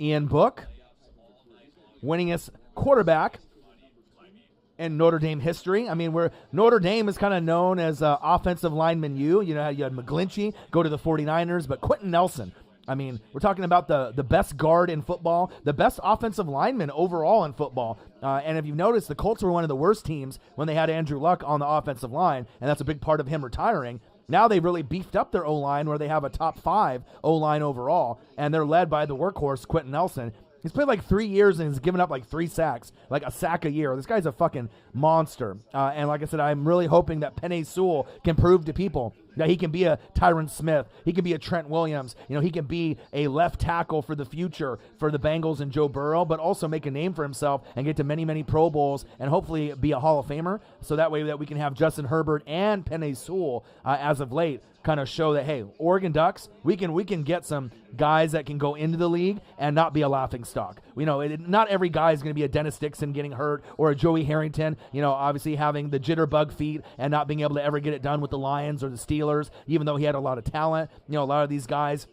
that come in from Oregon, sometimes don't make it on the offensive end. Obviously, LaMichael James is one of my favorite players of all time. Didn't really live up to the expectations on the NFL side. DeAnthony Thomas is another, kind of undersized, but a fantastic, player that I love, dearly. But, on the defensive side, you're getting guys like Eric Armstead, that is a stud. Haloti Ngata has been great from the past as well, which is fantastic. And then you're getting guys like DeForest Buckner, but the next one is Kayvon Thibodeau, and like I said, he could be the next Von Miller, so I just can't wait until he goes into the NFL draft, because he could go anywhere from pick 1 overall to probably top 10, and Thibodeau is probably the most exciting prospect that Oregon has had in a long time besides Justin Herbert or Penei Sewell, so I can't wait for that. Trevor Lawrence 1, Zach Wilson 2, Trey Lance 3, Justin Fields 4, Mac Jones 5 for Daniel Jeremiah. And I think that's how I have them listed as well. But I think Zach Wilson, to me, is the best quarterback in the draft. Just based on everything that I've seen, not hating on Trevor Lawrence, but I think that Zach Wilson has a little bit more talent. Will he be able to show that talent, right away? Probably not. I mean, you got Corey Davis and you got Jamison Crowder, but you're going to need a lot more. Offensive line needs a rebuild. You're going to need a stud running back. You're going to need a defense. But you do have Robert Saleh, so you got one piece there. And you're getting Corey Davis to come over. So at least you're getting some pieces. But it's gonna be a little bit of a battle for Zach Wilson. That's big facts. Kyle Pitts, Jamar Chase, Pro Day on NFL Network right now. And I got Pat McAfee show on as well. Your boy is grinding, doing double duty. MLB opening day is tomorrow. Your boy's going to end up doing at 10 a.m. the first game on ESPN. Live play-by-play, or pitch-by-pitch, and reactions like I normally do for the NFL games for the Yankees and the Blue Jays. And then we're going to end up doing the Rockies and the Dodgers for my dad, because my dad's a huge Dodger fan. Obviously, if the Mariners were on, I could do that. I can do that here later on, but I don't think I'm going to have time to do 3 baseball games in entirety. But like I said, I'm going to do the live play-by-play and reactions, live pitch-by-pitch and reactions. I got a whole new setup for the MLB season to gain a whole new fan base. If you love NFL and college football or NBA or wrestling, AEW and WWE, WrestleMania is around the corner. I'm going to hopefully end up doing that, even though I heard the Peacock Network fucking stinks and it fucking blows, right? But I'm still going to do WrestleMania, I think, on Saturday and Sunday, whenever that is here in the next few weeks. But in the meantime, NFL coverage is always going to be number one with college football, but I'm going to branch out and try to gain a whole new audience, because I don't think anyone is really doing pitch-by-pitch or play-by-play and reactions with MLB. A lot of people do NBA and NFL. I do college football for Oregon Ducks. Not a lot of people do college football either, so I'm starting to branch out and get more and more people involved, so that way we can gain the Fanatic family and go from 20K to 30K, go from 3.3 million views to 4, and then obviously 100,000 hours dedicated to the channel. Maybe we can get that to 200,000 hours. I'm just grinding and grinding and grinding. I got some sponsorship opportunities coming here next week as well. So your boy just has to keep working hard and keep grinding. And also kind of a cool story. One of my good friends, is a beat maker. His name's Brooks Beats. He actually just got reached out by Busta Rhymes. And he's kind of doing it as a hobby. He's not really taking it serious, but Busta Rhymes actually reached out to him and seeing if he wants to invest and get his work out there. So, we got Young Nola, as an aspiring rapper, trying to get in the game from New Orleans. He definitely has some talent. So that could be a window to kind of branch out. But my boy Brooks Beats, getting reached out by Busta Rhymes is very exciting. He actually reached out to me and messaged me early this morning and showed me the screenshot. Amazing. So if I can get him motivated like I am on this channel, and he can get linked with Busta Rhymes to get his beats out there, I mean, who knows the possibilities with that? So I definitely have a strong circle of talent. I got a rapper, I got a beat master. Obviously I got the grind here with the YouTube. So good things are coming for the NWSF and the Northwest Sports Fanatics, and it's very exciting to see someone that has talent, that they put the hard work and the energy, and you're getting recognized with either sponsorships or famous people that are recognizing the work, or famous, networks or whatever it may be. And if Busta Rhymes can get him into the industry, it's only going to take one beat for him to get sold for 10 grand, 20 grand, 100 grand, and he'll be on the map. Psycho Wolf, 47, in the building. What it do, man? Good morning. How are you? My favorite Bucks player. I got the jersey on right now. Got the NWSF chain on right now, so you can see that. But obviously, Devin White and Levante David are my current favorite players because I'm a defensive guy. I love linebackers. I love defense. I love offensive line. But ultimately, my favorite player all time is Derek Brooks. No question, because I'm a linebacker guy. He's a legend. Warren Sapp was great. Lynch was great. Rondé Barber's great. And then my favorite Buck offensive player of all time, Mike Allstott, hands down. Like I said, I'm not a bandwagon Buccaneer fan, from just this year. I've been a fan since 1995. I've been doing shows since 2013. I've been on YouTube since 2017. A lot of misery. They didn't go to the playoffs since 2007. So this was the first year since 2007 that they've actually been good.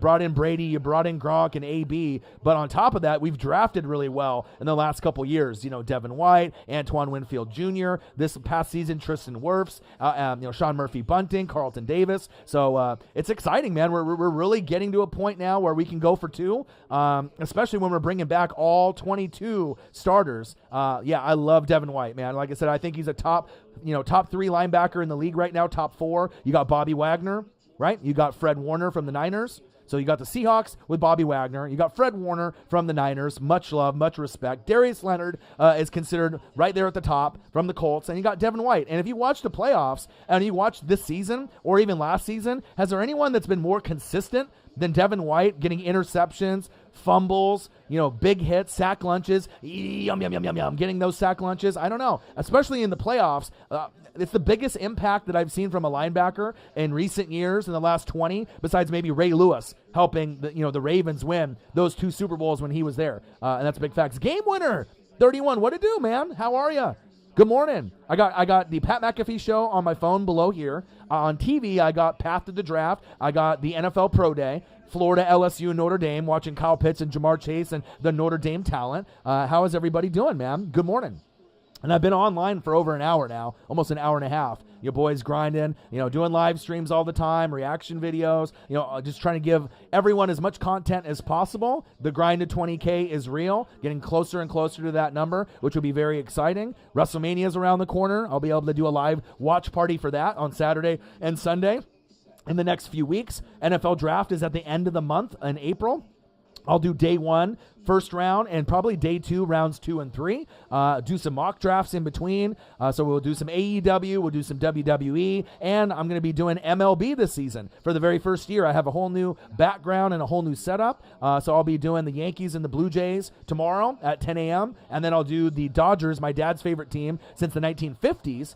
Big Dodger fan, so I represent the Mariners and the Dodgers. I've been a fan of Ken Griffey Jr. since the very beginning. I met him his rookie year, got his autograph, got a picture with him and Ken Griffey Sr. So I'm going to be doing a lot of Mariners and a lot of Dodgers, but if there's other matchups that are on, I'll be doing that as well. So I hope everyone is doing great.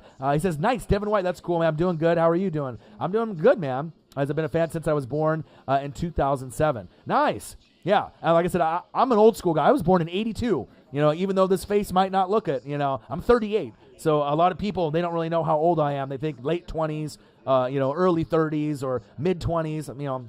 I guess, I'm blessed with that, you know what I mean? But yeah, I've been a fan for a long, long time. And this is exciting, man. This is an exciting time as we're moving forward. So it's awesome, man, and you got to stick with the Buccaneers, man. Like I said, you got to go through the ups and you got to go through the downs. And like I said, it's been very, very down for a long time. But if I got the Derek Brooks jersey there behind me. I got all kinds of crazy, unique Buccaneer gear. I got Buccaneer shoes. I got Buccaneer jerseys. I mean, anything and everything that you can think of Buccaneers, I got. And like I said, if you're new to the channel, some people think, this guy's bandwagon, but I'm far from. You know what I mean? I have no bias. I cover all 32 teams. we're at 3.3 million views and counting, over 100,000 hours dedicated to the channel, and it's all 32 teams. I don't think there's really another YouTube channel out there that doesn't have bias, even towards my Buccaneers. If they're playing like shit, I'll tell you. But I give a lot of love to even the rivals, like the Saints. There's guys on that team like AK-41, the alien, Alvin Kamara. I think he's the best running back in the league. A lot of people will disagree and say, Derrick Henry, King Henry, or Dalvin Cook, or some of these other ones, or Run CMC, or Zeke when they're healthy. But based on catching out of the backfield and everything that he does, AK-41 would be one of my top choices to join the Bucs if it was possible. I absolutely love the talent, but Najee Harris, from the Alabama Crimson Tide, that's who we need to be looking at in the draft. Him or Travis Etienne from Clemson. So we're going to be looking at running back, D-end, right, and corner in the first 3 rounds. So they're looking at maybe a pass rusher to replace JPP, because he's not going to be there that long. Shaq Barrett's there, and we got Sue, for short term, and we got Vita Vea. So we're good on 2 of the 4 spots. But they're going to be looking for a replacement for JPP in the draft in the first or second round. But based on who's going to be there, depending on the Steelers, they're moving on from James the Terminator Kana, so they're going to be looking for a replacement at running back, the Steelers. So if we can leapfrog them, or if they decide to go to a different position, and we can get, Najee Harris, right, Alabama stud, or Travis Etienne from Clemson, and we can add that to Fournette and Rojo, because Fournette's only going to be there for a year. Watch out. Because, that's what I'm hoping for. They go running back in the first round, D-end, pass rusher, second round, and then get some corner depth in the third round. We got Carlton Davis, Sean Murphy-Bunting, Jamel Dean. They're great. Antoine Winfield Jr. on the back end. But if you want to get another corner or safety in the third round, I'm down for it. But it all depends on what we do in that first round. If we can make a splash and get Najee Harris, that could be the Josh Jacobs of the Buccaneers, that I really wanted a couple years ago. That could be the Jonathan Taylor for the Colts, the Josh Jacobs for the Raiders. We could have Najee Harris on our team, and I think people would just probably lose their fucking shit. If we get Najee Harris, right, with a 32nd pick overall in the first round, people are gonna lose their lids, man, and especially Bucs fans. We're going to love it because that gives us a 3-down back with Leonard Fournette and Rojo. So if either of those guys get banged up, we have him there waiting in the wings to be the guy. But to have 3 running backs, a 3-headed horse, right? 3 tight ends with Gronk, O.J. Howard, and Cameron Brate. No one has the talent like that. And then on top of that, Mike Evans, Chris Godwin, maybe bring A.B. back. We still got Scotty Miller. And then we got Tyler Johnson waiting from the University of Minnesota. We got the most depth out there. Our offensive line is amazing. You're not really seeing the depth. I think our offensive line is top 5 in the league now, based on what we got with Tristan Wirfs and the rest of the amazing talent that we have on the line. You don't want to fuck with our line with like Ryan Jensen. He's one of the best players on the O-line, period. Right? And our corners and our safeties were criticized. People were trying to talk shit to us and say that our Bucs secondary sucks. Our Bucs O-line sucks. Well, that was a big part of us winning the Super Bowl and winning the NFC Championship and making that run. So a lot of people don't know what they're talking about. And we got the best linebacker duo in football in Devin White and Levante David. And being able to bring everyone back. Shaq Barrett, Ndamukong Kong Suh, JPP, Levante David. You're getting everyone to come back. Gronk. Brady. It's just amazing. You don't see a team that wins a Super Bowl bring back all 22, but the reason why it happened, Tom Brady. You got Tom Brady there. Why would you go somewhere else, right, and get the money and go to like the Jets when you literally have a shot to win the Super Bowl with Tom Brady every year that he's there? And all the haters that want to hate on Brady and say, he's old, he's washed, he can't get it done. And it just seems like as long as he's out there, he's defying time. And Father Time usually always wins unless you're Tom Brady and TB12. And like I said, I didn't think that the Bucs were ever going to win a Super Bowl ever again. When I watched Super Bowl 37 live, when I was 21 years old in 2003, right? I thought that Super Bowl with, moving from Tony Dungy to John Gruden, and we won with Allstott and Derek Brooks and Lynch and Sapp and Simeon Rice and Rondé Barber and Allstott, and we got the Super Bowl. I cried. I was so excited, to be able to get that. But I knew after that Super Bowl, it's hard to get there as a small market team. I didn't know if we would ever get there again. And then by drafting really well, in these last 3 years and bringing in, Bruce Arians, having Byron Leftwich as the OC and another head coach waiting in the wings again in Todd Bowles at the D coordinator position, 3 potential head coaches all on the same team. I mean, we have more depth than any other team in the NFL, which is amazing, and we made it count. And it was in a COVID year, and we still found a way to even lose to the Bears by 1, and Tom Brady forgot what down it was, and we got swept by the Saints and got our ass kicked, right? But we still found a way, to get to the dance and get it done. And we goose-egged the Chiefs from not even getting a fucking touchdown with the best quarterback in the league, Patrick Mahomes. So it shows you, offensive line is very important. When Mitchell Schwartz and Eric Fisher went down, we took advantage, and we found a way to get it done.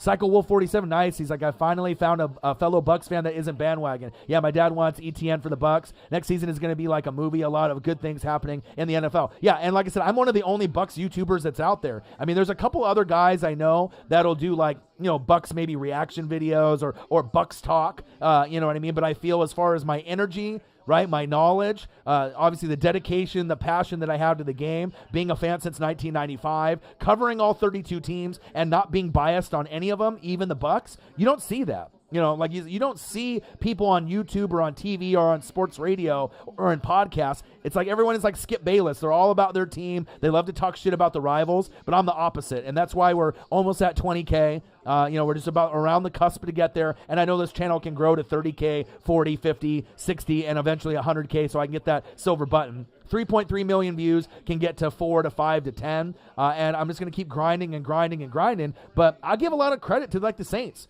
and the Panthers and the Falcons. And normally, you'll never give credit to the rivals. Everyone is just so negative. But I try to give a different perspective because there's a lot of guys like Ryan Ramczyk that I would love to have on the Bucks. AK-41 would love to have on my Bucks. There's just certain guys that I absolutely love, and I love to give credit where credit's due. And that's what really makes me different. Not being bandwagon, not having bias, and just having a love for the NFL. Like, I would rather watch any NFL matchup, even if it was the Jets and the Jags, over anything else. I mean, if there's a college football game on and it's good, I'll watch that. But I wouldn't want to watch the NBA, college basketball. I love wrestling as well. WWE, AEW. I've been watching wrestling and sports since 1985. So since a long, long time, I've been putting in the work with the research, the film study, and that's my favorite thing to do. Is film study and read. And normally I'm putting in 4 to 6 hours a day, every day. Full-time YouTuber, full-time regular job. It's a lot of hard work and dedication. There'll be times sometimes when I do live streams where I'll do a morning game on Sunday afternoon and Sunday night football. It's hard enough to do a live stream with high energy for 3.5 hours. Imagine doing 2 or 3 games and losing your voice, but you having the love for the game. And like I said, I would rather watch the Jags and the Jets than anything else. You know what I mean? Whether it be NBA or NHL or MLB, even though I still have some love for the MLB, AEW, and WWE. But pretty much in my rankings, it's NFL, college football, AEW, WWE, and then MLB. And I don't really have any love for the NBA or college basketball. I used to, but it's just so one-sided, no defense, super teams. It just doesn't have the same flavor for me when Kobe was playing, when Jordan was playing, Bird, Magic. It's just kind of gone downhill. Not enough superstars, and it's just too many super teams. It's just not fun. I live here in Oregon. Obviously, we have Dame Dalla and CJ McCollum, but we're never going to be able to overcome,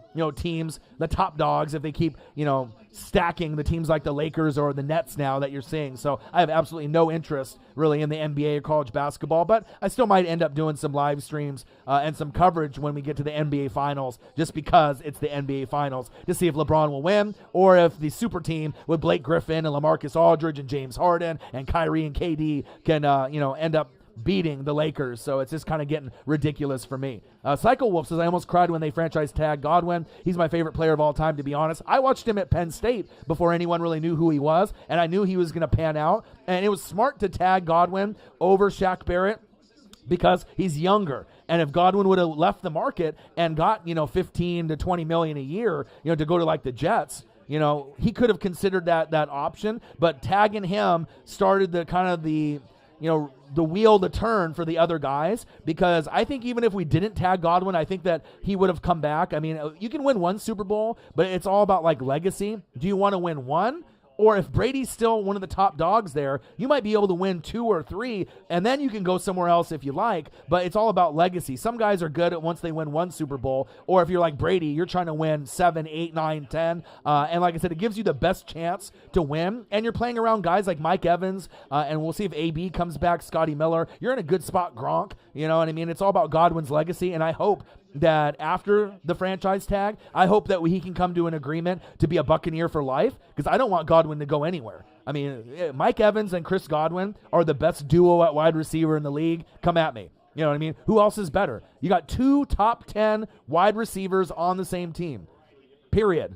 You know what I mean? And they were putting up numbers with a bum-ass Jameis Winston. You know what I mean? We'll see what he does with the Saints with that LASIK eye surgery, but I wouldn't be too excited as a Saints fan moving forward. We're going to win the NFC South. Right? We're going to get to the playoffs this year, and we'll go from there. You know what I mean? Will we get to the NFC Championship game? I hope so, but it's not a guarantee. On paper, it looks like the Bucs and the Rams are the 2 best teams in football right now, with Matthew Stafford going over, and they got Aaron Donald, the best defensive player in the league, right? But they don't have the depth on defense, like that. But it was good that we got Winston when we did, because then it put us in a position, at that point to move on from him. And Brady saw the talent. You know what I mean? And also, too, Brady knew the Super Bowl was going to be in Tampa. You know what I mean? So that was a big part of it, too, that we had a defense. We had good coaching. We had players. And the Super Bowl was at home. So for his legacy, that was the ultimate calculated spot for him to go to. Because it's not like he would have won it with New England. New England didn't have the same kind of talent. Yeah, and the Rams got Deshaun Jackson. Even though he's a little older, though, I don't really know what you're going to get out of D-Jax now. He just seems like he gets hurt every year. Still is a deep threat, right? And he usually can't complete a season, but that gives him someone else besides Cooper Kupp and Robert Woods. And I don't know if you subscribe to the channel, Cycle Wolf, or you're new, but obviously with the knowledge to the game, I mean, I do a lot of reading, a lot of film study, but it's awesome, man. I always like being able to see new people, Game Winner 31, Cycle Wolf, and like I said, if you know anyone else that loves sports and loves the game of the NFL, share the channel. Let your other friends and family know. I mean, like I said, we're trying to grow the channel, and obviously, if you go back and watch some of my live streams and reaction videos, the one thing that really stands out is my energy, as well as the knowledge of the game. Because you got to think how hard it is to know all the players, the pronunciation, right? All 32 teams. I mean, it's one thing for me to be an expert about my own Buccaneers, but to be an expert with the Panthers and the Falcons and the Saints and all the other teams in the AFC, I mean, it's not something that just comes second nature. I mean, you really got to put in the work, but I think that's the reason why, with my energy and dedication, but also, not being biased and covering all 32 teams, it is a grind, but I love it, and I wouldn't do it any other way. And I ended up selling a Michael Jordan PSA 9 rookie card, since you're new and you sub, to kind of give you the backstory on me. I've always been a Northwest sports fanatic. I met Ken Griffey Jr. in 1989, his rookie year, got his autograph, met his dad, Ken Griffey Sr., met Sandy Koufax, who was a legendary pitcher for the Dodgers in the 50s and 60s. That was my dad's hero. Met him at 10, met Ken Griffey Jr. at 7, and then, arguably that's the best left-handed pitcher of all time and the best left-handed hitter, arguably one of the best players ever, Ken Griffey Jr. and Sandy Koufax. And once that happened, by the time I was 10 years old, I mean, it made me a Northwest sports fanatic, for whether it be for MLB, NFL, college football, college basketball, NBA, wrestling. I mean, it just, the switch flipped. And a lot of kids were out there. I still was, playing with wrestling figures in the wrestling ring, playing with Nintendo, playing with figures, going outside and playing sports. But, reading stats on the back of baseball cards, football cards, basketball cards, and taking my knowledge to the next level has always been that way. And that's kind of the backstory. And then, going into 2003 in LeBron's rookie year, I invested in the Michael Jordan rookie card. At that point was worth $2,500. I won it on eBay for $1,000 when the economy was down, and I sold it 4 years ago because I have a dream, to invest in myself and to believe in myself. I sold it for about years ago, knowing that it's going to be worth $15,000 to $20,000 in a few years, because I had to get a new iMac, and I had to get lighting and mics and speakers and everything that you see today. I had to take the channel to the next level, and now that Michael Jordan rookie card obviously has gone up to a whole nother level, which is pretty crazy. You know what I mean? You don't really see things like that very often. So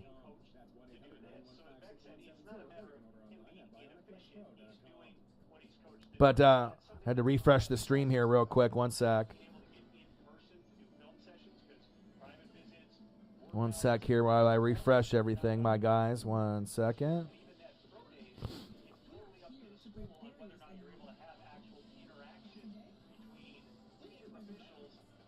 All right, am I back? All right, there we go. Sorry about that. Obviously, with the stream and the internet, obviously I got good internet connection, but that's kind of the backstory, with me at this point. Evan McIntyre in the building. What to do? But Michael Jordan rookie card. Now, after that Michael Jordan, the Jordan documentary, now the card is worth like 15 to 20,000. So, I mean, do I wish I still had, the Michael Jordan rookie card? Of course. I mean, who wouldn't want the most iconic rookie card of all time besides like Babe Ruth or Mickey Mantle? You know what I mean? What he did in the shoe industry and the clothing industry with Jordan Brand, and obviously winning the 6 championships and being a legendary name. But would I rather have 20,000 subscribers or a $20,000 rookie card? And the answer is the 20,000 fans, the Fanatic family. This is the dream, and sometimes you got to sacrifice to make your dreams happen. And like I said, I'm very dedicated. I'm never going to stop, and eventually I'll be able to get another Jordan rookie card, down the road. But it was one of the hardest decisions I've ever had to make. Imagine having something that that's worth like gold or like Bitcoin, and you're giving it up. And for believing in yourself and to take your dream to the next level. So if I didn't have a dream, you best believe I never would have fucking sold the Jordan rookie. You know what I mean? But at the time, I needed to have that $3,000 computer. I needed to have those $1,000 speakers. I needed to have the $1,000 mics, to be able to take the game to the next level. So, it is what it is. But I appreciate the new sub. And like I said, spread the word, my guy. I appreciate you very much.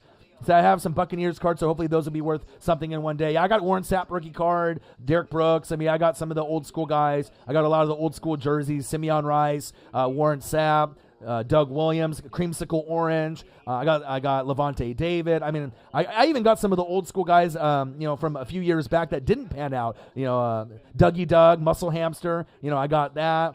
At running back from Boise State. Who else do I got? Josh Freeman, who didn't pan out, that came around, the time that you were born, a little bit after that, you know what I mean? So, Josh Freeman was a guy that we thought that could possibly pan out, but he just, had maybe one good year, in the NFL, went 10-6, and then we missed the playoffs, and the Giants took our spot. So it's always nice to be able to link up with some other Buccaneer fans. And like I said, I'm kind of surprised that we don't have a bigger Buccaneer following. If you know me, you know what I mean? Obviously, which a lot of people do. We get a lot of people where Saints fans come in the building. We have a big Saints fans presence on the channel, Eagles, Chiefs. It all depends on where we're getting, but obviously it's global, so we're getting people all over the world.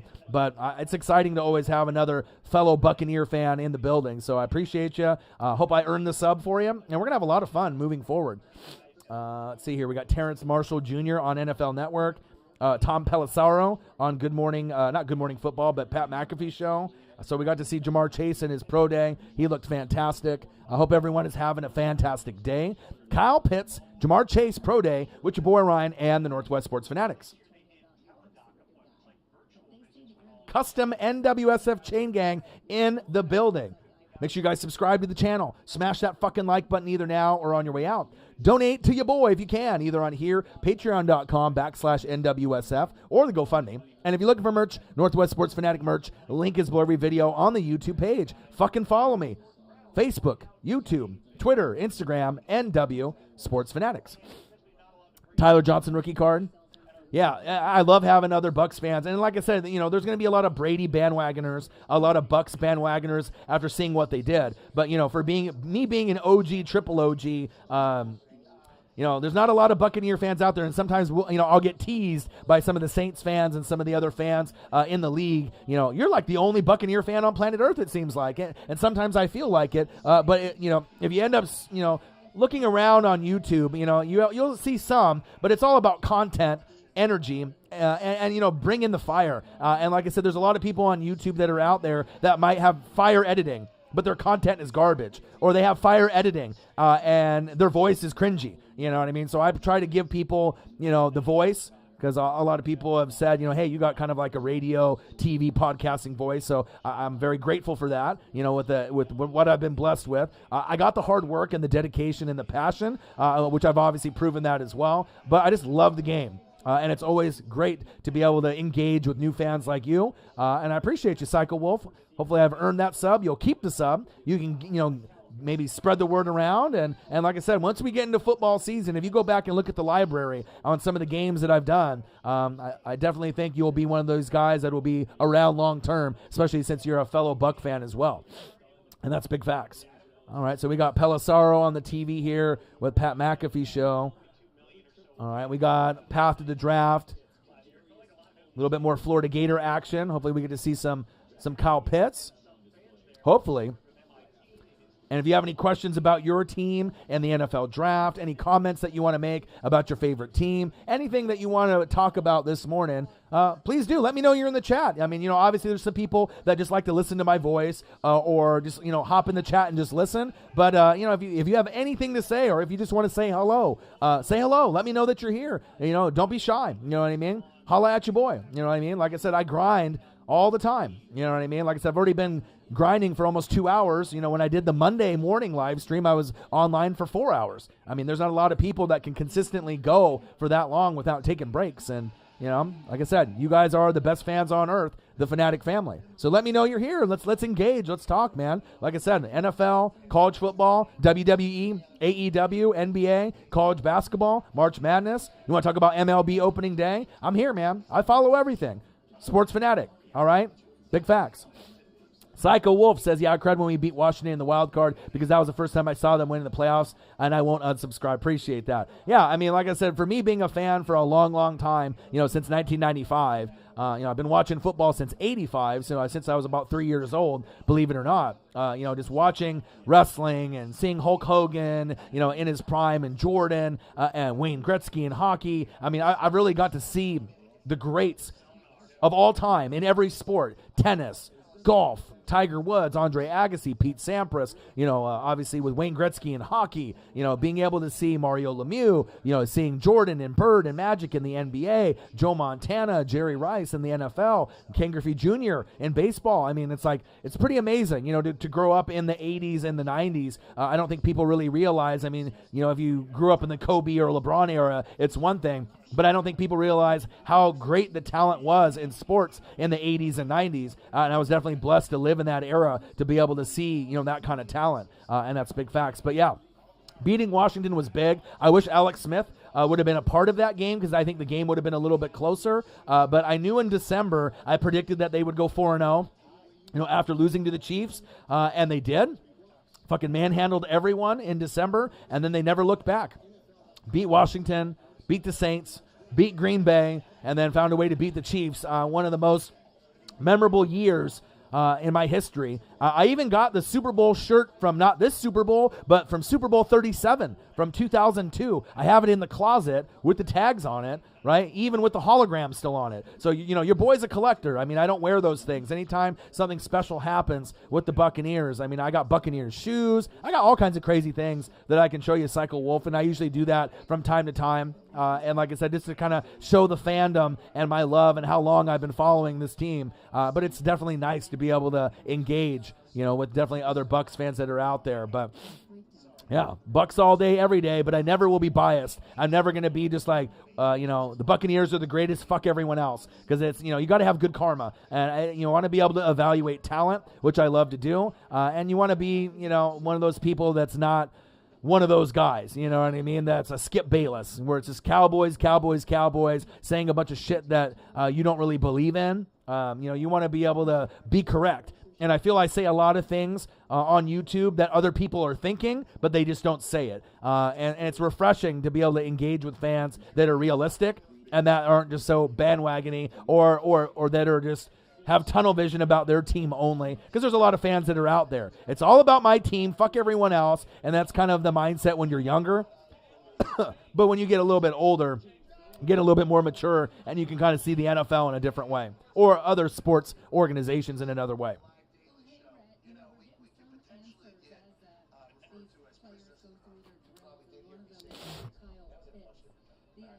Nope. No, Alex Smith has not. Yeah, Heineke was good. You know what I mean? The thing, Alex Smith, I watched him at Utah, and then you got to be able to see Alex Smith, get picked first overall, with the Niners. You got to see his path, moving from, team to team. He was always kind of a game manager, never a guy that. And then coming back from all those surgeries too, which was kind of a comeback player of the year case because they thought that he might not be able to walk or play football ever again. Definitely a good football player, but not Hall of Fame worthy whatsoever. But if they didn't have the kind of, I think that the organization and him were kind of butting heads because they didn't want to have him play and they didn't want to have him in their future. And then they had the whole, Dwayne Haskins debacle on top of that too. But you got Riverboat Ron there. You got Chase Young on defense. You got a very bright future. And now you got Ryan Fitzpatrick. That's going to be there as well. So there'll be some quarterback controversy and some competition, right? But I think the Washington football team more than likely will win the NFC East. Tampa Bay should win the NFC South. Washington should win the NFC East. Green Bay should win the NFC North. And then obviously on paper, it looks like it's going to be the Rams, but you still got Seattle and Team 3 and Russell Wilson, dangerous.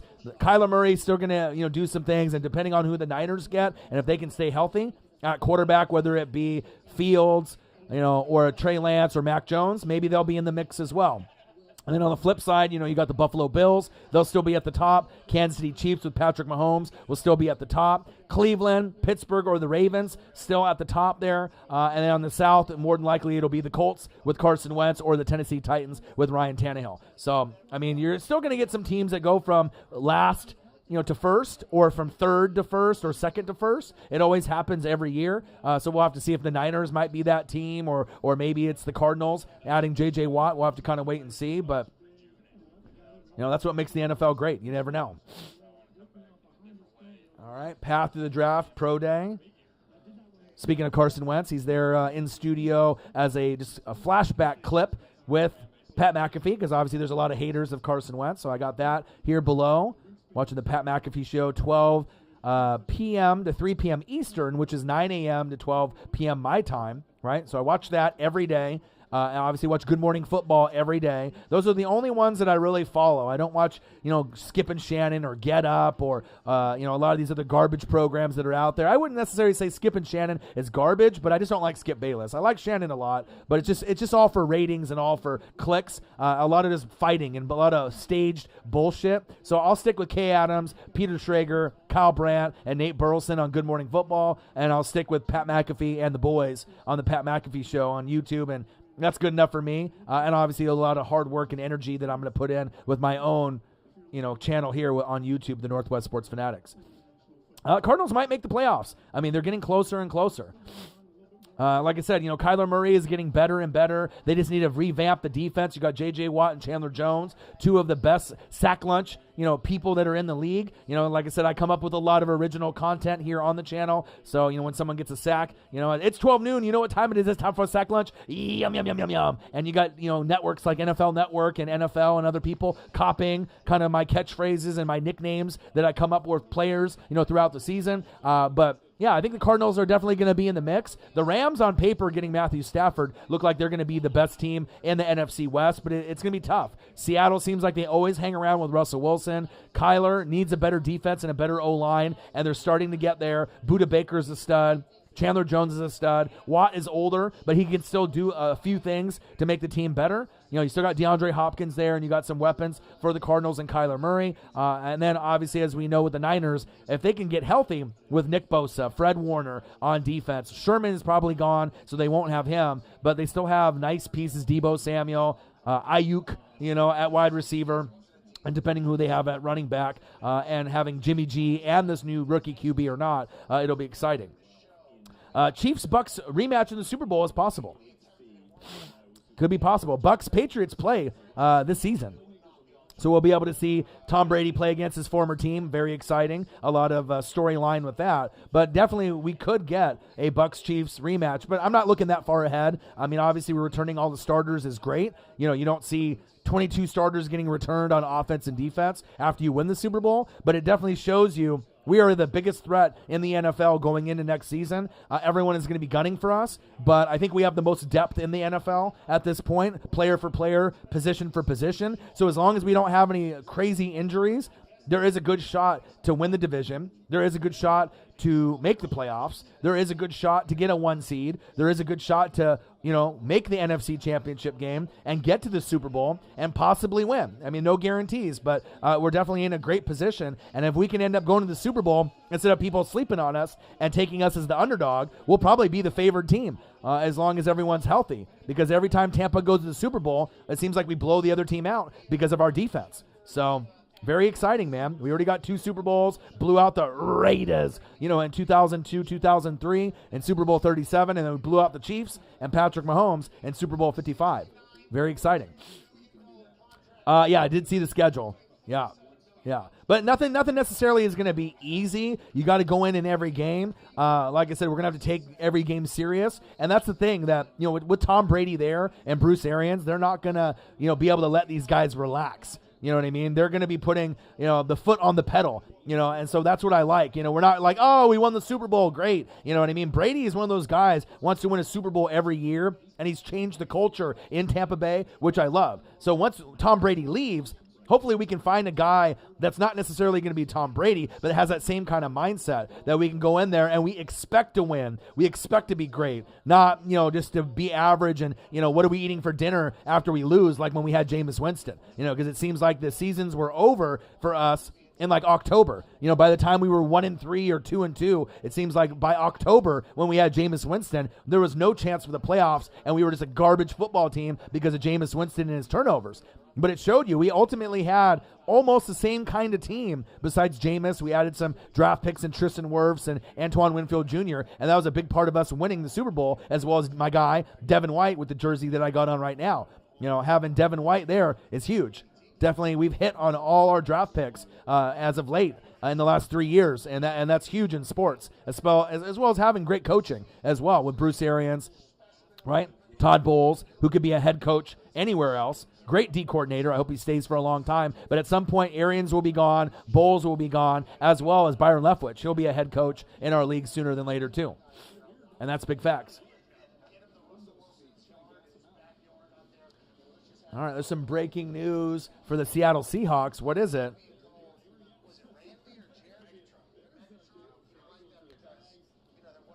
Yeah, I don't like Winston. I mean, I'm an Oregon Duck. I played against him in the Rose Bowl. We beat the brakes off of him.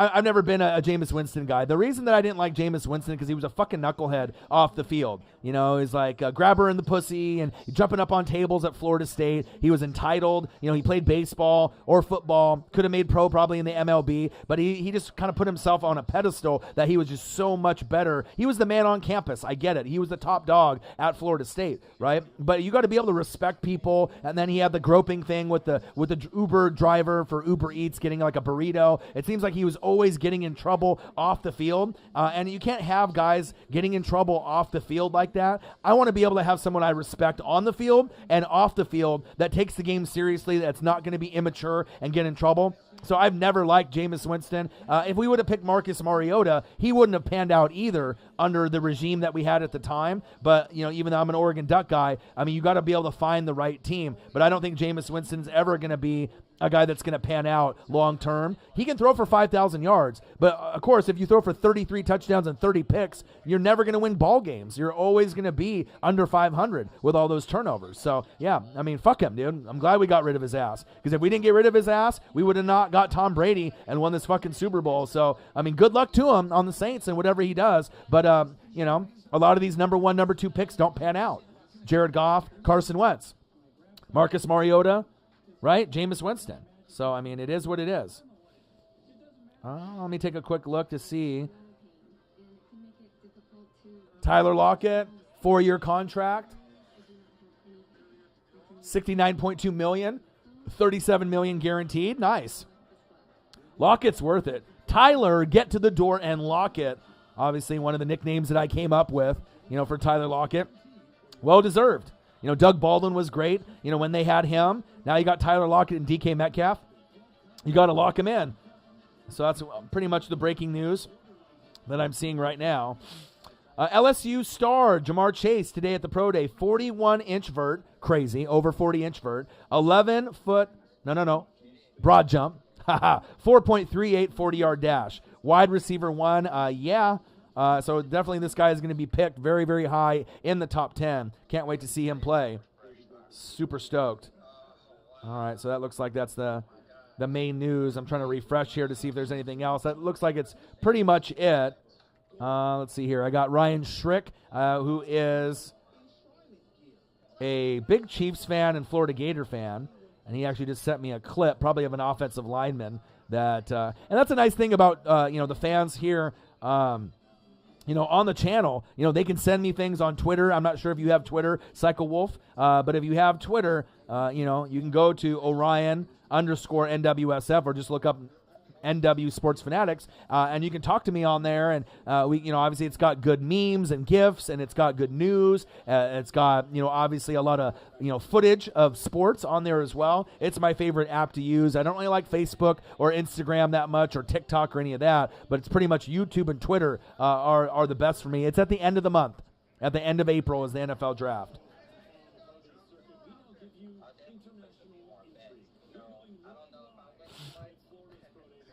All right, let me take a look at this tweet, because obviously I get a lot of different people sending me. Let's take a look. Ooh, wow, he's fast.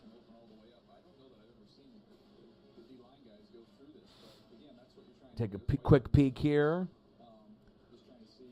Florida Pro Day, LSU Pro Day. We saw Jamar Chase ball out. Kadarius Toney. Yeah, Kadarius Toney. Yeah, I love him.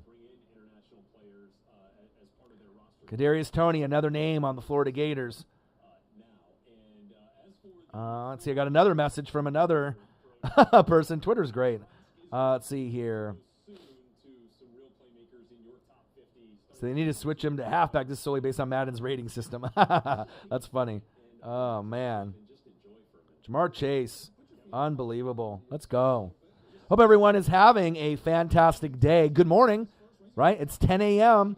Pacific time. Your boy's been live streaming for 2 hours already. I got to see Jamar Chase and Kyle Pitts live on Good Morning Football. No, on NFL Network, Path to the Draft. And I'm watching Pat McAfee's show on top of that as well. So, your boy is always grinding. Tyler Lockett, breaking news, agrees to a 4-year extension worth $69.2 million. Well-deserved. Tyler, get to the door and Lockett has been one of the more underrated wide receivers in the NFL. I have him as a top 12 wide receiver in this league. Absolutely love him. And like I said, I'm keeping myself busy here with not only the Pat McAfee show, but obviously the YouTube channel here, and watching the Path to the Draft, so I can watch some more of these Florida Gator players. Kadarius Toney is great, as well as Kyle Pitts.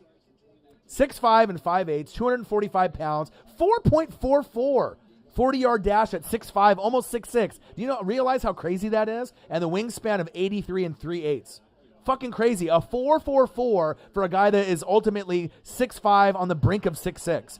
We're talking about the next superstar in the NFL, Kyle Pitts and Jamar Chase at wide receiver. But for a guy that's going to be the next big thing at tight end, I mean, we saw George Kittle, we saw Travis Kelce, we saw obviously Mark Andrews and what he was able to do, there with Lamar Jackson on the Ravens and Darren Waller from the Raiders.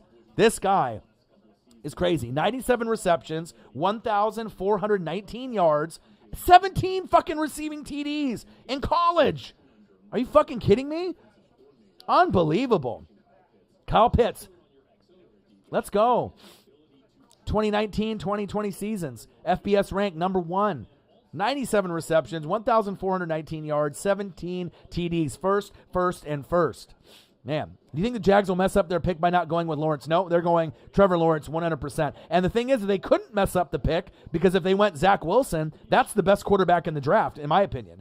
So, whether they go Zach Wilson or Trevor Lawrence, it's going to be out of the park. Because the thing is, Trevor Lawrence is Joe Burrow. So if you're okay with that and that type of talent, going forward, that's what you're going to get. A pocket guy, a generational talent, someone that's going to lead the franchise and maybe be a Pro Bowler one day. Or you can go with a Justin Herbert, my guy, because I live here in Oregon, right? A guy that maybe has more upside than Burrow, even though I love him. Right? Justin Herbert, my guy, we saw that he won Rookie of the Year and how he made throws under pressure. which was amazing, and he's got a bright future. I think he's going to be the best quarterback Oregon has ever produced, ever, even better than Dan Fouts and everyone else, even Mariota, all those guys. He's going to be the best, right?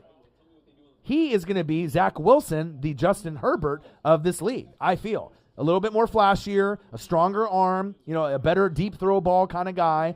He's got a stronger arm, than Trevor Lawrence, and he's more accurate than Trevor Lawrence. So even though that Trevor Lawrence went to Clemson and is getting all the love and all the pub, he'll be great.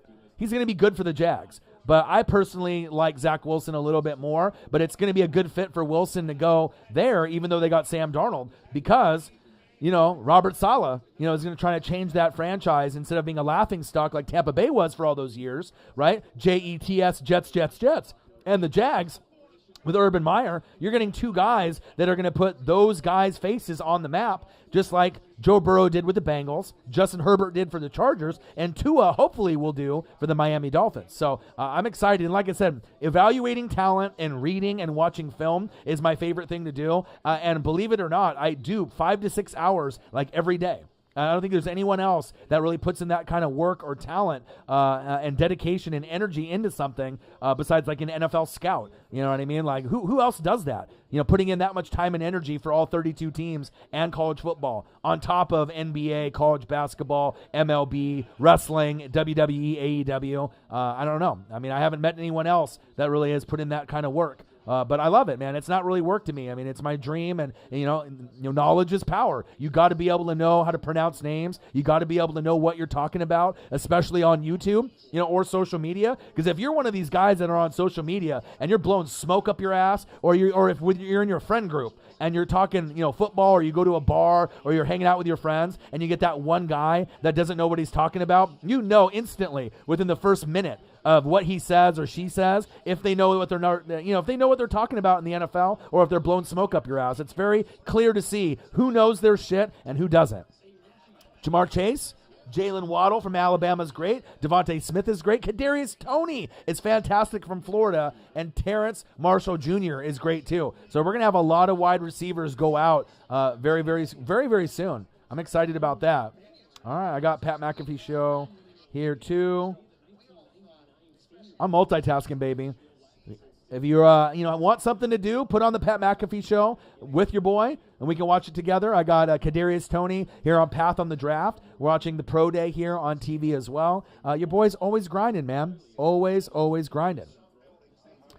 Kyle Pitts and Jamar Chase, Pro Day, Pat McAfee show, a little bit of everything. Make sure you guys subscribe to the channel. Smash that like button either now or on your way out. Donate to your boy if you can, either on here, patreon.com/NWSF, or the GoFundMe. And if you're looking for merch, Northwest Sports Fanatic merch, link is below every video on the YouTube page. Follow me, Facebook, YouTube, Twitter, Instagram at NW Sports Fanatics. The Fanatic family is the best fans on planet Earth, and you never know. Sometimes you get guys like Odin's Child that'll come in and donate $10, $20, $50, $100, $200, $250. I mean, just a couple days ago, it was just doing a Monday morning show and doing MLB, kind of my debuting what I'm going to be doing for the MLB this season. And I ended up getting like $300 in donations. So, I mean, the Fanatic family always tries to support with comments, subscribing to the channel, donating when they can. And I'm very grateful for the fan base. Also, when I get people like Psycho Wolf and newbies that can come to the channel as well. Definitely appreciate that very much. All right, Pat McAfee, I see you.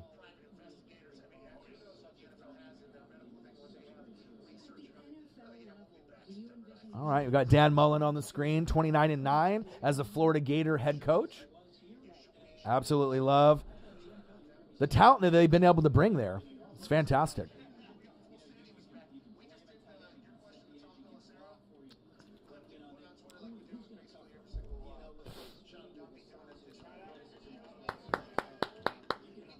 Okay. But Jamar Chase was great today. Kyle Pitts, I got to see him run around, run his routes. Looked very good as well. I hope everyone is having a fantastic Wednesday. It's great, man. It's a great day to be alive. Hope everybody's staying safe. You got Kyle Pitts, you got Jamar Chase, you got Florida Gators, you got LSU, right? You got Notre Dame's Pro Day. It's a great day. It's a great day for everyone to be able to get up and kind of, check out the options that are going to be available. Kadarius Toney on the Florida Gators as well. But we're going to see as more pro days go along. We're getting closer and closer to the NFL draft as well. We're about don't know, about a month away before we get there. So that's definitely very exciting once we get to that point.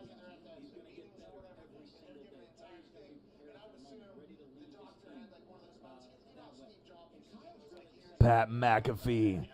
Well, I've been online here for about 2 hours, and so I got a good chance to be able to evaluate Pitts and Jamar Chase. So I'm probably going to go exercise and eat some breakfast, and then I'll be back, later on today, possibly for another live stream. And if some other stories break, maybe that Tyler Lockett just broke out with the contract, so maybe I'll just do a quick Tyler Lockett reaction video as well. So make sure you guys subscribe to the channel, smash that like button. I got one question for you. Who talk sports like us, your boy Ryan, Northwest Sports Fanatics. I'll be back here in a couple minutes. I think I'm going to do a Tyler Lockett, probably reaction, highlight, package from, last season since he got his big deal. Stay safe. I love you guys. I appreciate you guys, and I'll be back very soon. Peace.